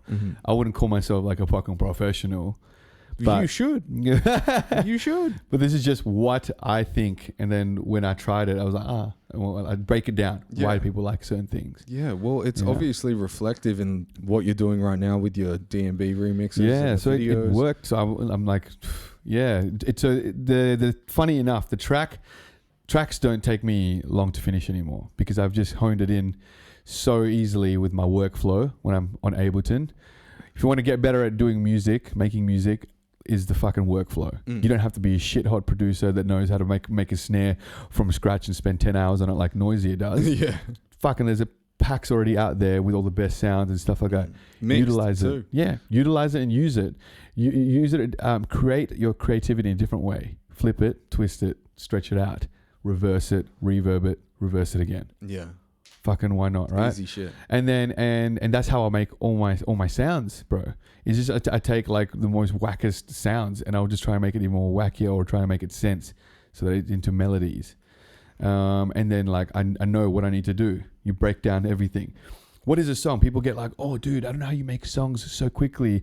Song is like 2 minutes, right? If you boil that out into parts, it has 3 sections: an intro, a build up, and a drop, and then it goes to another breakdown, build up, drop, outro. There you go. Now zone in on the first 3 important things: intro, build up, drop. Hone in on one thing: build up. Okay, what is in a build up? Lots of drums. So let's go now. Your fucking next step is to find drums. What's the most predominant thing? Kick drum. What's the second most predominant thing? Snare. Put that in there. You know. So there's always the next step. Yeah. So I can end up making a song if I just keep finding the next step. Mm-hmm. People just get lost because they're doing the fucking chorus. They're doing the drums. And they're like, oh shit, what does this track need? Kind of like... Go to next step and you'll find out what it needs because you're malleable. You can change shit. Yeah. Right. And it's just like, as long as you just know, you keep moving forward, as long as the project's always moving forward. Because then I'll work on it for 8 hours and I'm not going to have dog shit. I know I'm going to have a full track. Yeah. You know? That's cool. And so that's why I can churn out music at such a high rate. But do you mix and master yourself? Yeah. Yeah. Nice. Yeah. What programs are you using? I still just use it on Ableton. Yeah, all their house plugins. Yeah. I have my mastering chain is very controversial because I don't because it's very like it's Ozone. No, I don't even use it. No, you're gonna laugh at this. Mine is OTT. Yeah. EQ, sausage fattener. That's it. Really? That's all my mastering chain. Can I give you one more that you should go home and purchase right now? What? All right. This might be no, it's not. So the best mixing agent in the world, Jason Joshua, 14-time Grammy Award winner, came out with his own mastering plugin, and it brings out all reflections and reverbs and all like little inflections and stuff into the mix bus itself. What's it called? It's called the God Particle. Okay, buying it. I'm buying it. Yeah. I'll try it. $149 US. Fuck, I'll get it off some Russian website somewhere. It's insane. You have no idea. It's actually insane. It literally masters it, but it masters it in a way as if you would want to hear it finished. True. So you can pull down like your on certain things, little EQs. Like if your fucking snare at 5,000's maybe hitting a little too harsh, you just pull that down. Damn. And you're the like God Particle. The God Particle. Okay, I'm gonna check that out. Changed my fucking game, bro. My artist that record with me came here like literally a day after I got it. I dropped it on a few of their tracks that were already mixed. Yeah. And they were like, bro, what the fuck did you do? Yeah. And because it has like a little EQ thing that you can put on, like that has within the actual plugin itself. I'll show you it after we're done. Yeah. You can like bring up all your bass, but it doesn't affect all the other stuff. Shit. Like it doesn't even affect like 400 onwards. So it's like it doesn't muddy up shit. You increase your mid, all the brightness from the mid comes out. Damn. Okay, I want to definitely try that out. Yeah, dude, it is so wild, and it's got a built-in limiter as well. So if you want to limit down to like 12 decibels under, you can do that. If you want to Spotify it and bring it up to 9, true. It's fucking insane, bro. Okay, I'll see that. And he worked on this shit for 5 years. Damn, so this guy's dedicated. And he worked with the best of the best. Like the best of the best, and they kept giving. How about it's only fucking hearing about this? Because it came out this year. Oh shit! Okay, it came out like March, and when it came out, like they had it on sale for like $69 to get it going. And then and it sold like hundreds of thousands. Damn. Yeah. Okay, God Particle. It'll change your fucking game. Okay, I'm definitely checking it out. I'm not saying you need it. Yeah. But it might. try it. Yeah, it'll be good. Like literally replace your sausage fanner with that. And see how it sounds. Trust me, bro. I've been also making a lot of, because I take turns. So like I'll make DMB when I'm by myself, but then like when my boys come through, I'll get them to like rap. And then like be on a song. I got to show you some of the stuff that I've been making. Let's go.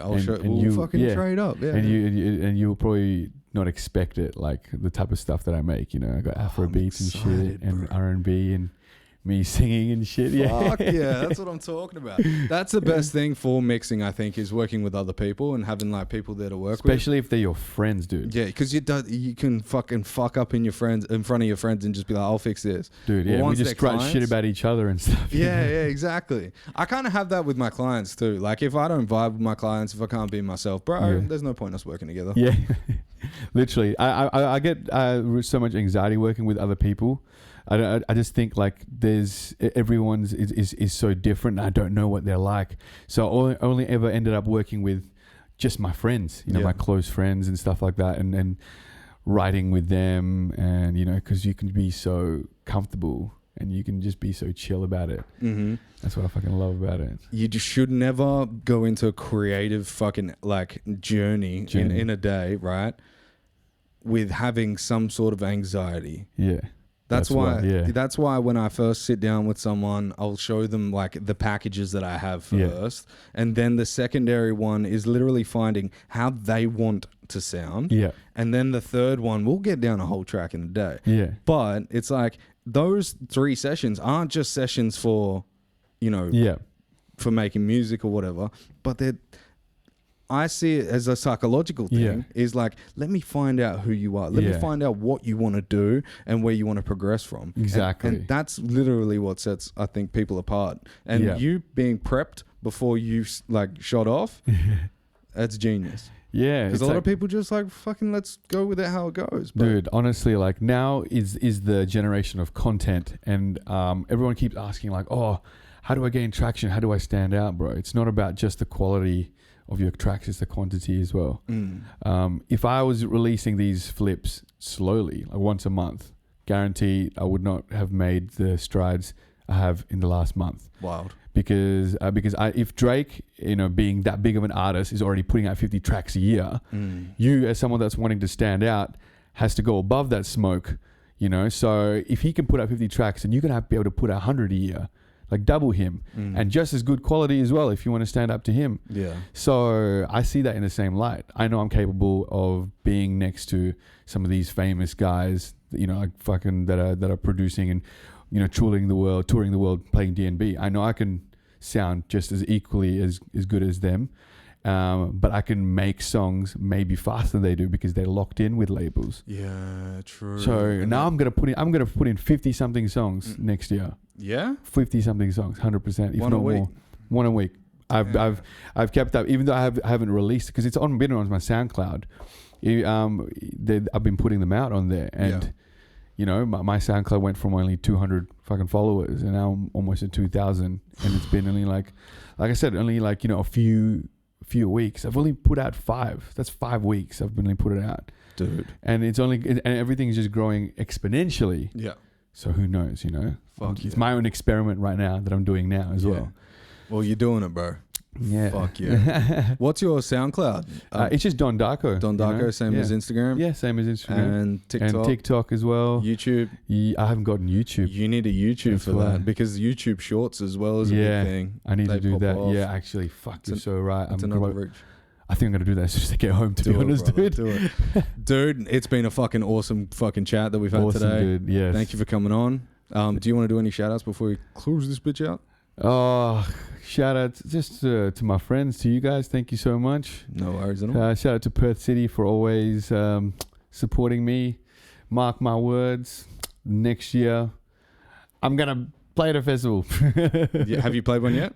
Not as Don Darkoe. Yeah, you Yeah, will. yeah, You not as fucking Don will. Darkoe. 100%. I saw the story from Breakfast. Yeah. You were going to play that shit, brother. No worries. Thank you so much, Ladies guys. and gentlemen, this has been The Roadshow. Have a great day. Bye. See ya. Take me home, I wanna know if you're down.